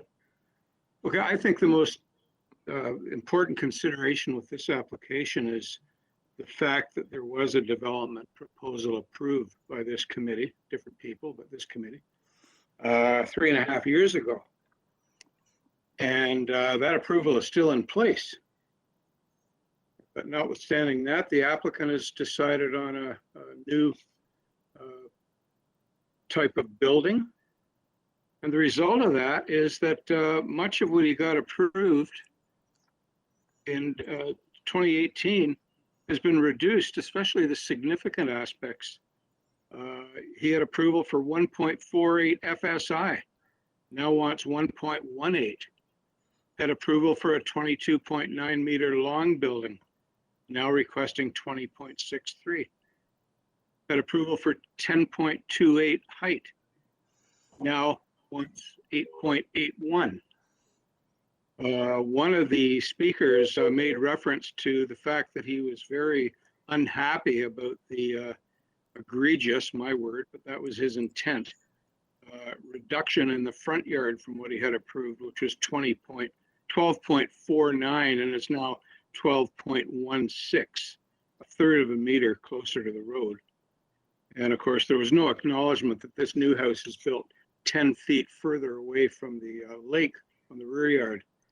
So I think much of what we heard today was not very helpful in terms of convincing me at any rate, compared to what is already approved on this property. Improvements to what was already approved doesn't make sense. I think the neighbors should be happier with this proposal than they were back in 2018. So I've got no hesitation whatsoever to move approval subject to urban forestry condition 2. Thank you, Mr. Taylor.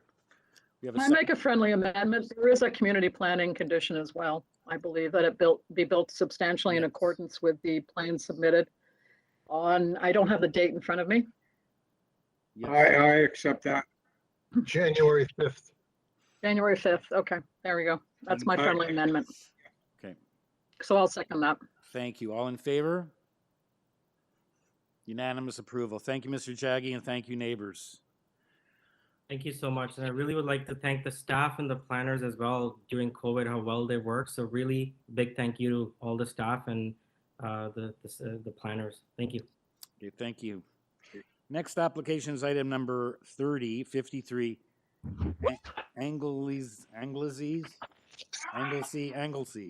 Boulevard. Fuck you, bitch. Fuck you. Fuck you. Okay. This is for a detached dwelling with an attached garage with 4 variances. The FSI going from 0.47 to 5.2, that's the major one. Urban Forestry looking for conditions 2 and 3. We have revised plans with no changes to the variances, explanation letter and an email for that. The only addition they say is the addition of a 7-foot tall privacy screen, and we have a presentation. We have 4 letters of support, and 1 speaker, Peter Giordano, the agent. Welcome, Mr. Giordano. Thank you, Mr. Chair, members of the committee. I'd like to say and start by saying that wasn't audio that came from the background on my side. Okay. Just to make that clear. Peter Giordano, David Small Designs, 1405 Cornwall Road in Oakville, and I'm the authorized agent. Okay. So we do have the revised plans. Like I said, you're okay with the urban forestry. I don't think we need a presentation. Let's see if committee members have any questions for you. Appear to be 4 rather minor variances. Any questions for Mr. Giordano? Mr. Giordano, and anything you'd like to add? No, I was going to point out that we had the 4 letters of support. The one neighbor to our immediate left, number 55, we don't have a letter from them, but we've had ongoing discussions with them, very productive, and we've appeased any of their concerns. So I believe we have the neighbors on either side and the neighbors directly behind us. I believe we've got an application that really fits with the community, and we have no Okay. and minor conditions requested by forestry. Okay. So members, someone ready for a motion?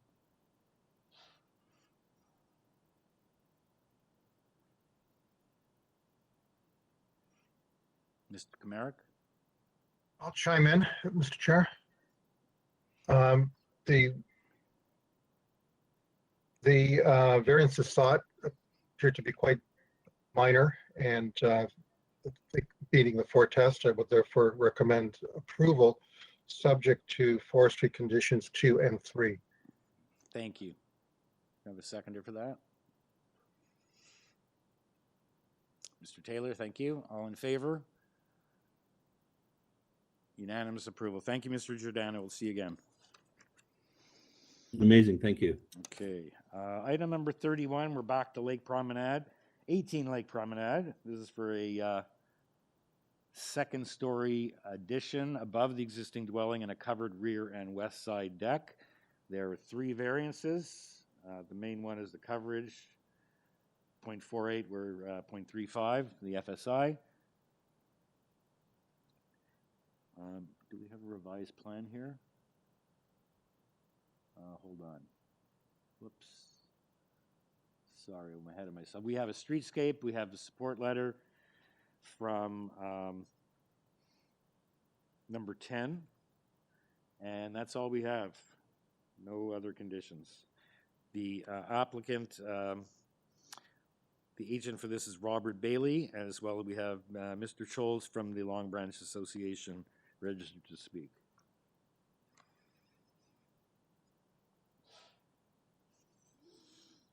So yes, Mr. Chairman, thank you. Yes, thank you, Mr. Chairman and committee members, for letting us present this application before you today. I am open to questions, and as you had noted there, we've got support from neighbors.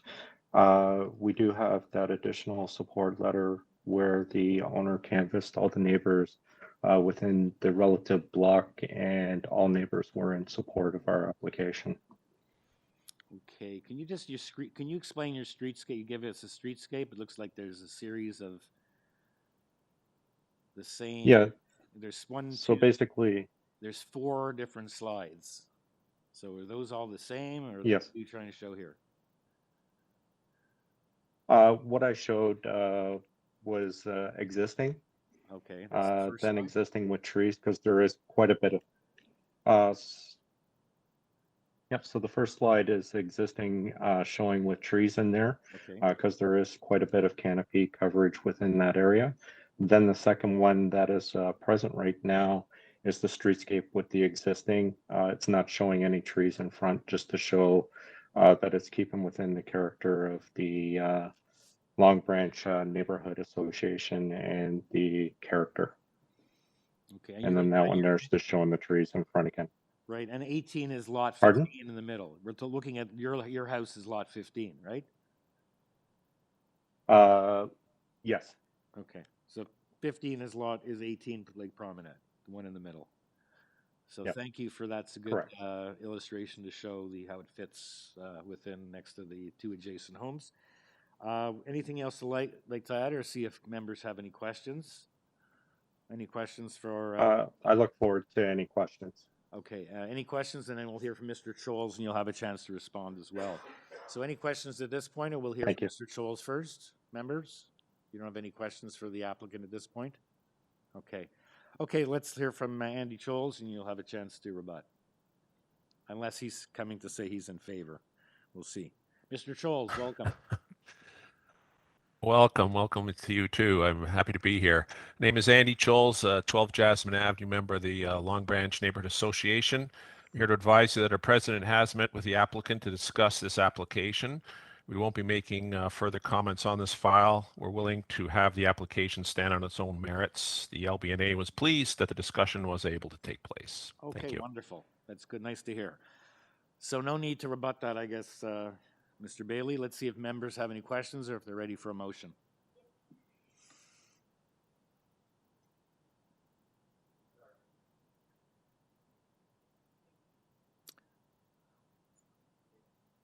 Mr. Taylor. Yes, Mr. Chair, I'm satisfied the three variances being requested meet the four tests under the Planning Act, and I move approval without conditions. Thank you. Seconded for that, Ms. Alderson.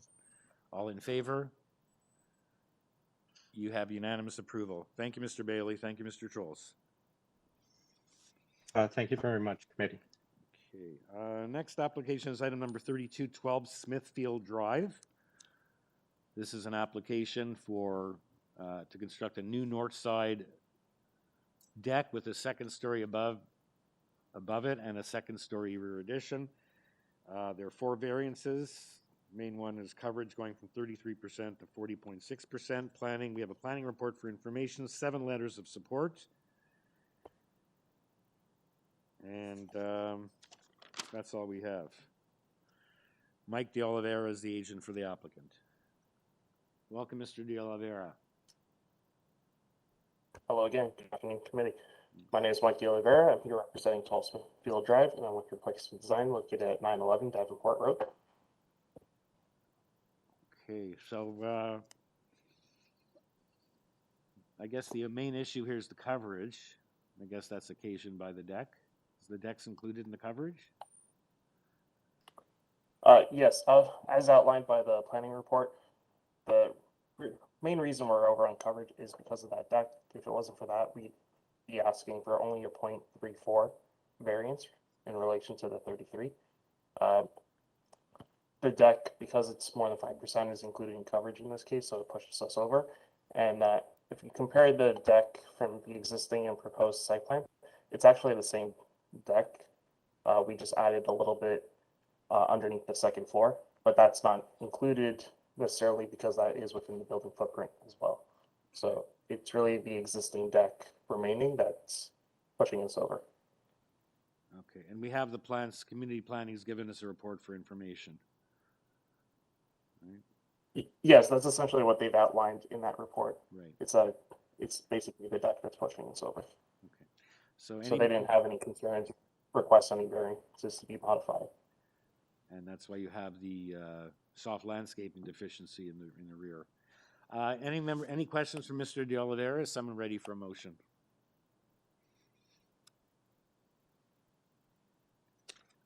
Mr. Comeric? I have no, does anyone have questions? Sorry, because otherwise, I don't think so. no.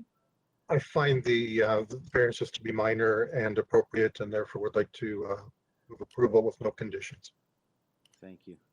Seconder for that? Ms. McCluskey, thank you. All in favor? Unanimous approval. Thank you, Mr. Dolbear. Thank you very much. Have a good afternoon. Have your approval. Okay.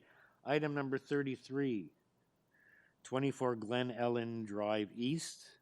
It's an application to construct a new detached dwelling with an attached garage and a shed in the rear yard. We have a revised agenda page. We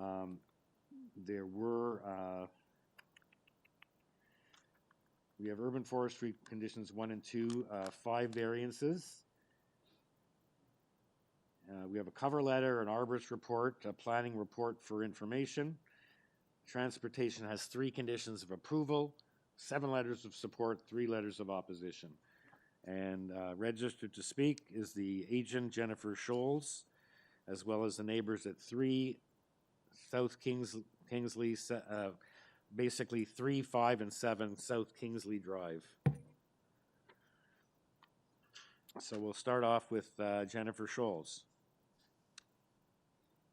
Thank you, Mr. Chair and panel members. My name is Jennifer Scholes and my address is 68 Wimbledon Road, Etobicoke. This application is intended to provide adequate living space for a growing family of 4, an increasing need to accommodate online schooling, and to provide reasonable space for both parents to work from home. The subject property has frontage along the north side of the street and is an interior lot with detached dwellings to the east and west. This proposal is compliant with the maximum permitted height, maximum length and depth, and minimum front, side, and rear setbacks. The proposal will efficiently use the subject property by providing the family with more livable space in a manner that is considerate to and in keeping with the surrounding context. Variances. Number 1, coverage. The permitted maximum lot coverage is 33% of the lot area. The original total proposed lot coverage was 44.4% of the lot area. The revised proposed lot coverage, including the shed and patio, was reduced to 41.12% to satisfy planning.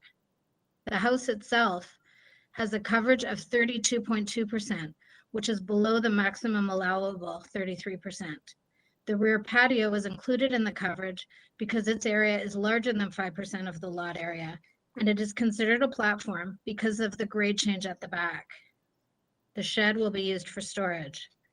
There were over 16 projects in the area that have been approved for coverage between 39% and 45.5%. What we are requesting is reasonable and not excessive based on those precedents. Platform. The permitted maximum area of each platform at or above the second story of a detached house is 4 square meters. The proposed area of the second story rear roof terrace was 11.5 square meters. The updated GFA is 9.9 square meters as per planning's request and is considered reasonable based on previous approvals. 3, height of ancillary structure. The maximum height of an ancillary structure is 4 meters. The proposed height is 4.45 meters. The height was measured from the average grade surrounding the structure, as it is located close to the rear lot line where there is a significant grade change. Driveway width. For a detached house, if an individual private driveway leads directly to the dwelling unit, a driveway must be a maximum of 3.61 meters wide. The proposed driveway is 4.94 meters wide. This is an existing driveway that is remaining unchanged. It is lawfully existing. 5, gross floor area. The maximum gross floor area on a lot, plus the floor area of an attached or detached garage, is 118 square meters plus 25% of the lot area, up to a maximum floor space index of 0.5 times the area of the lot. Planning requested a reduction of the lot area, and the revised proposed GFA is 60.78% of the lot area and 118 plus 40.04% of the lot area. There were over 42 applications approved in the general vicinity in the last 10 years with a GFA ranging from 60% to 93% of lot area and 118 square meters plus 40 to 59%. What we are requesting is reasonable and not excessive based on many precedents. The homeowners have been working to review the drawings with neighbors to ensure that they are informed and a dialogue could take place. Both adjacent and all 3 neighbors directly across the street are supportive. A total of 7 letters of support have been signed. My clients did not approach their rear neighbors at that time to discuss the application and have since realized this oversight. The homeowners of 3, 5, and 7 South Kingsley Drive submitted letters of opposition. Once my clients learned of the opposition, they reached out to initiate contact with each neighbor to better understand their individual concerns. Regrettably, a mutually agreed compromise was unable to be reached. Planning has provided comments on the application, and after some discussion and a reduction in coverage and density is supportive. Forestry and transportation conditions are acceptable to my client and they will comply. This application is not excessive, but is rather sensitive to the scale of existing houses in the neighborhood. It is in keeping with what is being built in the vicinity and will serve to contribute to contextually responsive development. Thank you. Thank you, Ms. Scholz. Any questions for Ms. Scholz on her presentation before we hear from the neighbors? Okay, in that case, we have letters from all 3 of the registered speakers. They're all located to the rear. Again, we don't know, and we'll hear from them whether their comments are before or after the revisions, that they're satisfied or a little more satisfied or not satisfied at all. So let's hear from the first one is Leo Saint Germain at 3 South Kingsley Drive. Thank you, Mr. Chairman. So our house partly borders on the rear of the subject property. Yep. In general, we don't have any objection in terms of the scale of what's being proposed here. Our point was primarily, as detailed in our letter, a couple of things. Firstly, the shed that's proposed to be constructed at the rear of the lot. I'm not sure if the committee's aware, but our property is at about a 10-foot level at the bottom of a small ravine behind 24 Glenellyn. And so what's being proposed here is that the shed is going to be constructed up to the lot line, I think with a variance of about, or a space of about 30 centimeters, which effectively puts it pretty much right at the back. But in order to provide for a level access into that shed, it has to be supported on rather tall piles in order to enable the residents at 24 Glenellyn to be able to directly access into the shed. So from our perspective, in sort of looking at the back of our yard, what we're going to see is something that looks like it's about 16 feet tall. You know, once you take into consideration the size of the piles and the height of the structure sitting on top of the piles, which I don't think is the intent of planning to allow something that tall to be constructed. Our second issue was basically to do with drainage, but I think in listening to some of the earlier applications, drainage is not something that your committee can deal with. So, you know, perhaps that's something that, you know, we can leave aside. But the point being there was that the existing home has directed its drainage to the rear of the house through a pipe system gathering water off the roof, which flows down this little ravine into our backyard and into our neighbor's backyard at number 5 South Kingsley, which is eroding the slope on this small ravine, and in the past has caused damage to a retaining wall that we have at the rear of our property. But as I understand, this is not an issue that's something that can be dealt with at your committee. So perhaps I just mentioned it in passing, but primarily the issue is with the shed. Thank you. Okay. Just a quick question, because I see your neighbors, the Roses at number 7, mentioned that what's behind the property is this old natural ravine, once contained a stream called Stickleback Creek. These properties all share mature trees, a Yukon increasingly rare Carolinian forest, et cetera, et cetera. So this ravine, does that allow any additional buffer? I take it because of the topography and the fact that the lot drops, you're saying, you and the other neighbors saying you're going to be looking at this 16-foot high small shed because of the way it is. But does the ravine area, I don't know how wide it is, does that not provide, you know, additional buffering? Like a normal lot line, rear lot line is their property will end and your property will begin at that lot line. But if you have this ravine, I don't know how many meters or feet it is, to provide an additional buffer. Does it provide an additional buffer based on, you know, compared to a normal back-to-back lot? Well, the buffer, I mean, the difference in the height between the bottom of our respective backyards and the top of a 24 Glenellen would be about 8 to 10 feet. And so our lot lines would roughly run about perhaps 1/3 of the way up the slope. So the slope, I think for the most part, and it's not, I don't believe that it's a regular line as it runs eastward, but it would be approximately roughly sort of 1/3 on our side and approximately 2/3 of the slope on their side. Yeah. And when I say their side, meaning the like the neighbors that are up on Glenellen. Right. And it looks like you're one house over to the side and 7, and it looks like they're directly behind number 5, your neighbor. You're like one. Yeah, correct.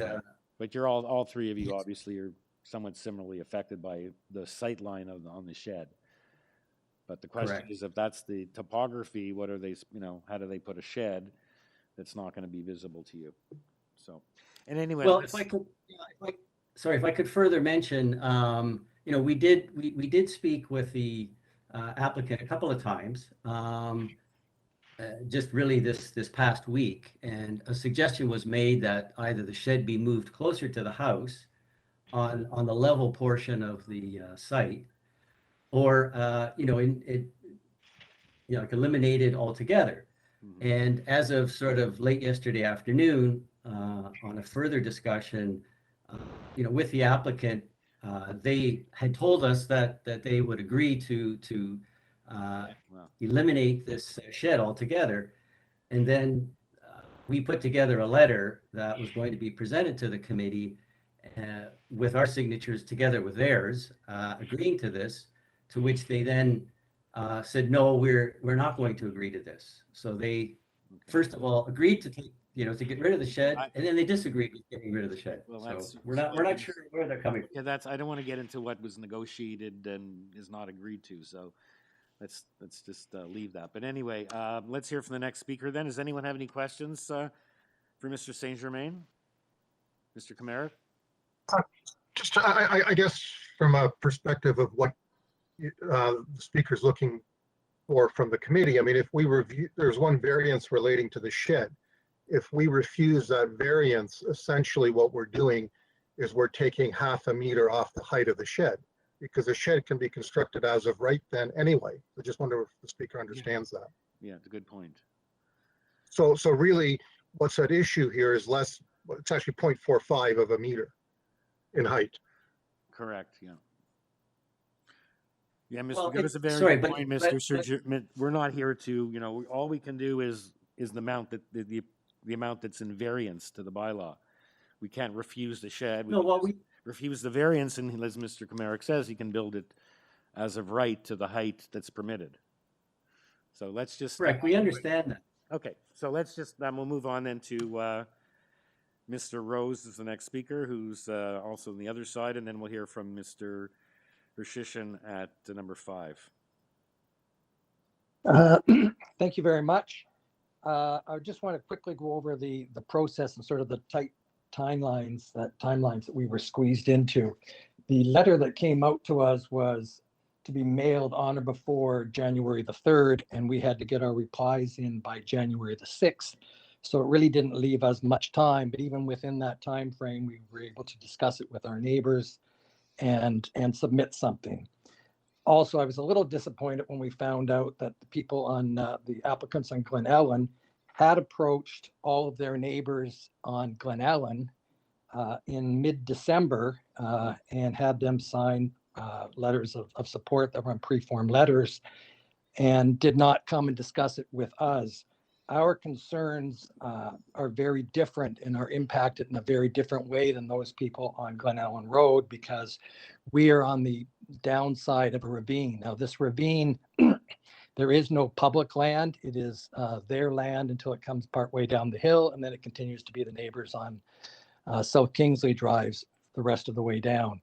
Behind our property, fortunately at 7, we are heavily forested behind our property. Number 3 is fairly well forested, and number 5 used to be quite a bit forested, but that's been opened up substantially. And so we also, as it was said, we did reach out to the neighbors to try to come to an agreement. They had made an offer to us. Everything was put in writing as of the same day they offered it to us. When it was brought over to them, they then refused it, and that was to remove that shed. I think it's just important for the committee to really visualize what we are looking at. Our concerns would be far less if there was no ravine and the properties on Glenellyn that sit at the top of the hill were really on a flat piece of property. That way we would not be as visually impaired, and the drainage would not be a huge issue. I'd also just point out in general terms that while the coverage is in excess of the allowable amount, and an argument has been put forward that the properties in the neighborhood have been allowed coverage similar to theirs, if you were to remove the back part of the ravine, which they are not allowed to build on, and did your calculations based on the buildable amount of the property, then the formula would show a far greater amount of coverage. We have detailed our objections in our letter, so I won't go over them in detail. I would just want to again summarize our main concerns. And our main concerns are 2 things. One is the second-story platform. Again, since they're up on the hill, that'll be very visible. Sound carries very, very easily in that area. And that what they have requested is a 9.9 meter deck, where the allowable deck is 4 meters. I would suggest that coverage of 10, 20, 30, 50, even 100% more than the allowable amount may be considered minor, but in this case, they're requesting 247.5% more than the variance, than what is allowed. So I would say that's far from minor. Also, the proposed shed will be cantilevered over the ravine, which will become a very excessive wall, if you will. The maximum height of the shed is 4 meters, and they are requesting a variance stating that the average height would be 4.45 meters, and that's based on the slope of the property. It's important to understand that what this translates into is 4 meters from the front, which is the allowable amount, but actually translates into 4.9 meters at the rear, because what we're looking at is not the front visual part that they have, which is basically 13 feet, but we're looking at 4.9, which is 16 feet at the rear, which will just give us a large visual wall equivalent to a fence, if you will, of 16 feet, where I know fences are only allowed to be 2 meters. Also, by constructing it at the top of the hill, it will cause additional problems with erosion, be able to plant in the area. And what would have made us really content with the overall thing, if they just moved this shed forward, and they'd only have to move it forward probably about 4 or 5 feet, and then it would be at the top of the hill. It wouldn't have to be cantilevered over the bottom, and that would certainly eliminate our concerns as to sort of the size of the wall that we're looking at. And it would be a lot better for the hill and the erosion on the hill. Again, the other problem we have is just with the overall drainage. I understand that may not be under your purview, but with the size of the development they're doing, the excavation, putting pillars in on the hill and then covering that area up with a shed, it's going to lead to problems with drainage. And again, although we're one property down, the way the ravine works is it goes into the backyards of the people on Kingsley, and it also goes downhill eastward. So really, if you will, 3 feeds into 5, 5 feeds into 7, etc. So any excess water that accumulates in 3 and 5 will make its way down to 7. And we also have a retaining wall between the properties that has been affected with some of the changes to the terrain that have taken place. So again, in summary, our major objection is this shed and the fact that it's going to be cantilevered over the hill, and a simple moving it forward a number of feet would alleviate our largest concern. Okay, thank you, Mr. Rose. Just point out, you know, and the timelines are very tight in terms of when you have to get your materials in, especially it's obviously over the holiday period, it's even worse. But having said that, you came up with a very comprehensive 3-page single-space letter and made very good submissions. So maybe sometimes people working under pressure with less timelines. So you've done a good job. Does anyone have any questions for Mr. Rose before you move on to his neighbor at number 7? Sorry, he's at number 7, number 5. Okay, so Roman Hershishin.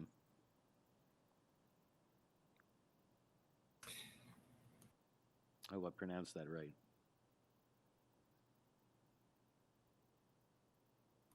Good afternoon. Can you hear me? Yes. Yeah, I'm here. Can you hear me, Mr. Chairman? Yes, we can, loud and clear, sir. So we have your letter, and you have 5 minutes to let us know what your concerns are. I guess you've listened into your neighbors as they've made their submissions as well. Right, and I want to be respectful, not to repeat what Bob and Leo had said. So I'll just sort of touch on, from my perspective, and I do agree the timeframes are very short. We actually went out and hired an urban planner to help us sort through this and understand exactly how the proposal would impact our property and our family. One of the things, I did submit some pictures. I'm not sure if they can bring them up or if I can share my screen, but the issues really are the topography of the backyard and how the two properties border.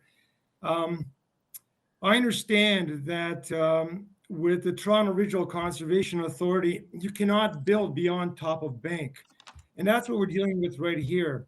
I think Bob expressed that a cantilever design, de facto, you're going to drive piles into the ground by those protected butternut trees, mature, by the way, very large trees. And the shed is going to sit on about 2 meters of piles or posts. So really what you're looking at, it's not a height variance of 0.45. When you take in from the bottom of the land to the very top, it's almost going to breach 6 meters. So the variance has to be looked at from that perspective. That's number one. Number two, because it is a short ravine, has a 10-foot drop, we share a little forested area. The applicants, in preparation for the development, basically clear-cut that land prior to the submission. The 2 butternuts were left, but major trees are taken down. And those trees, the remaining trunks are now laid down across. And if you can see the photos that I sent in, you'll be able to see the view from my property, from number 3, the Saint Germains, and number 7, the Roses. Yeah, that's not it. I can share my screen if I have the ability, I could show you. But so just I want you to picture a sharp slope up where the border comes right down basically to the bottom of the hill. So from our perspective, we're going to be looking at posts, and in probably about, I would say about 6 feet in the air, the bottom of the shed is going to be built on top of that. Building below top of bank is, I know, against the Toronto Region Conservation Authority's their rules. I don't know why private property would breach the same rules. We should be allowed the same consideration. And the other thing I want to point out, I think Leo had touched on the water runoff. Well, look, I mean, it's a massive home with massive hardscaping in the back. There's a lot of roof, a lot of stone, a lot of patio. This is not a small development. To the top of bank, there's a limited area. There's only a few meters there. So basically, the design is going to cause all that roof water, all that hardscape water to run down and erode the hill. We're already experiencing a lot of erosion, and we had several conversations with the applicants about their drainage pipe. To this date, still remains there, and you know, our neighbors rebuilt a retaining wall. I have to do the same thing, and I know Bob will be doing the same thing, all because of drainage. So you do have a scope to look at the size of the patio, size of the roof, and just want to touch on one thing. I think in unison, and we're prepared to withdraw our application or our objection to this application if, as the applicants put forward a proposal to us to completely remove the proposal for the shed, and secondly, to mitigate water runoff to the best of their abilities by either reverting water from the roof to the front of the property or into a French drain, if not possible, in the back. Based on that, we're saying that's fine. We won't object to everything else. You're protecting our interests. But with that shed and all that water runoff, it's negatively impacting our properties. One thing I want to mention too, I mean, I know there's monster homes going up everywhere. We've been in this area since 1997. We built a 4-bedroom home. I think the planner or the architect mentioned they have 2 children at home online. Well, I have 3 online in a 4-bedroom home, 2,800 square feet. We never went to breach any variances. We just want to maintain the streetscape. We want to maintain the look of the neighborhood. So I think that's probably, I think I've touched on all the points, and I didn't want to re-echo everything from the other 2 objectors. Yep. Okay, thank you, sir. Any questions for the neighbor from 5 right behind, or any of the other 2 on either side? Or should we go back to Ms. Scholes for her rebuttal? Okay, Ms. Scholes?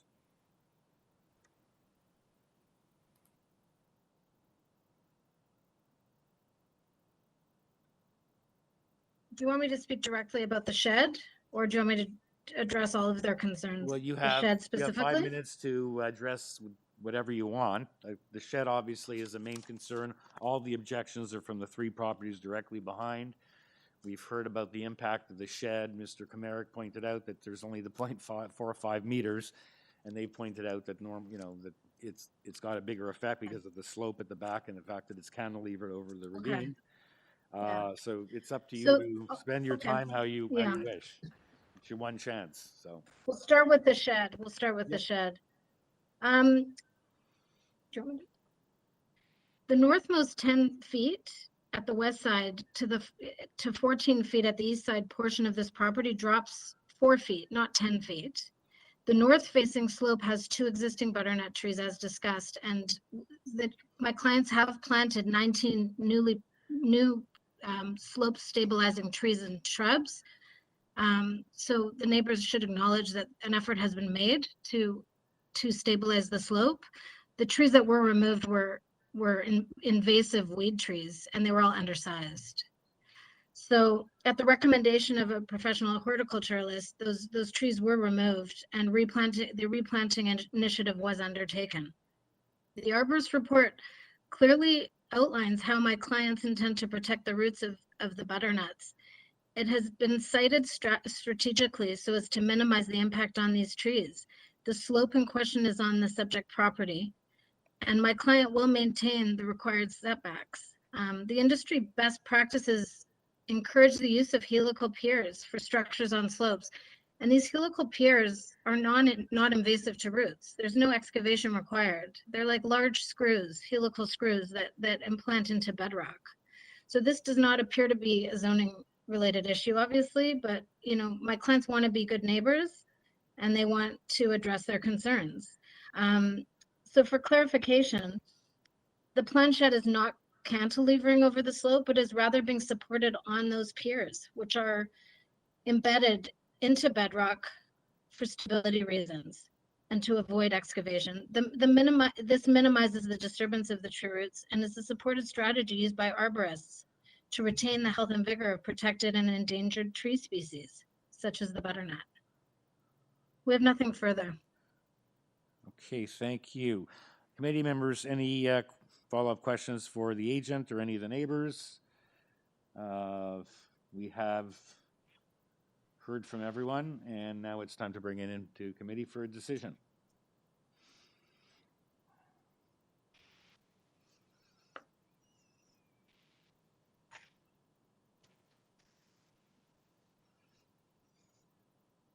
Mr. Chair. Yes. Oh, sorry, Mr. Khmer. So, okay, I find the application overall to satisfy the 4 tests. I think it's reasonable. It meets the 4 tests. I understand the concerns from the neighbors at the rear. I share. I am in a similar situation in my own house. I totally get what their, what their issue is. As I mentioned earlier, there's only so much we can do. So I'm going to do the one thing I think we can. I'm going to recommend we approve the revised application with the exception of variance 5 for the shed, which does not mean the applicant cannot build the shed. They just will not be able to build it half a meter higher. And I would also like to make that conditional on forestry conditions 1 and 2, as well as transportation conditions 1 through 4. And I believe that's the end of my motion. Yep. Thank you, sir. Seconder for Mr. Khmeric's motion. Mr. Taylor, thank you. All in favor? Unanimous approval. Thank you, Ms. Scholes, and thank you to the neighbors. The application is approved as revised without the variance for the shed and subject to the other conditions. Okay. Okay, so we can move on to our last application of the 1 p.m. Session, which is 146 Mount Olive Drive. It's an application for a detached dwelling with an attached garage with 3 variances. All the variances look to be very minor. However, we also have a request from community planning in our deferral memo, that for the reasons that they haven't had time to review, that they want this deferred. And my question in my notes is, why do we need to defer this? Because they're all very minor, and there's no communication from any other departments. So let's hear from the agent, Abhishek Rajgor, on the issue of the request, whether he wishes to proceed, and because we don't have anything community planning other than item number 2, which is they haven't had time to review this. So is Mr. Rajgor there? Yes, can you hear me? Yes. Yes, thank you, Mr. Chair, and thank you, the committee members, for allowing us to present for this application. And as you rightly pointed out, the variance that we're asking is for the lot coverage from the max permitted of 33%, and we are proposing 34%. And the other of the FSI, where the max floor space index is 0.45 times the lot area, and we have proposed 0.5 times the lot area. And the third variance is for the Etobicoke zoning bylaw, which is regarding the max height for the eaves, which does not have to exceed 6.5, but in our case, it will exceed to 7. So, just speaking on behalf of the owners as well, we have carefully understood the plans with them and according to their needs, and we were sort of not going too much beyond what's permitted, and that was our request to the committee to allow us to, go ahead with and seek the variance. Yeah, like I said, you just reviewed, and I reviewed a very minor, all 3 of them, for a new detached dwelling. This is, if you watch some of the applications today, sometimes there's a lot more and a lot larger variances. So committee members, any questions for the agent, or is someone ready for a motion?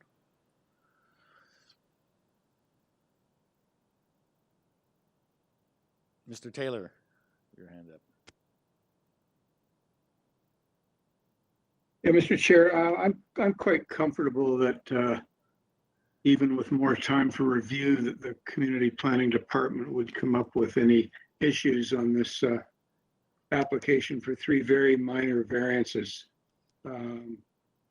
So I'm satisfied that the variances meet all 4 tests, and I move for approval without conditions. Thank you, sir. Seconder for that motion? Ms. Happy to Alden? second that motion. Thank you. All in favor? Unanimous approval. Thank you, Mr. Jor. You have your variances. You have your applications. Thank you so much. Thank you Okay, so much, all the committee members. Have a nice day. Okay, so we're exactly 1 hour behind schedule. We were finished the morning agenda over an hour early. That happens sometimes. So I guess we have to do the opening remarks. Oh, we have to switch to YouTube. So why don't we take a 10-minute break? They have to re-switch everything and go on to a new YouTube feed. So we'll see everyone back here at 10 after 4. Oh, they want 15 because they have to do the sound check and everything. So 15 minutes. For all people who are watching on YouTube, we will be changing the streams. So if you can please, in about 15 minutes, we will be on the Etobicoke York agenda PM session part 2. So this current YouTube feed will be closing down and we will start a new one. Thank you.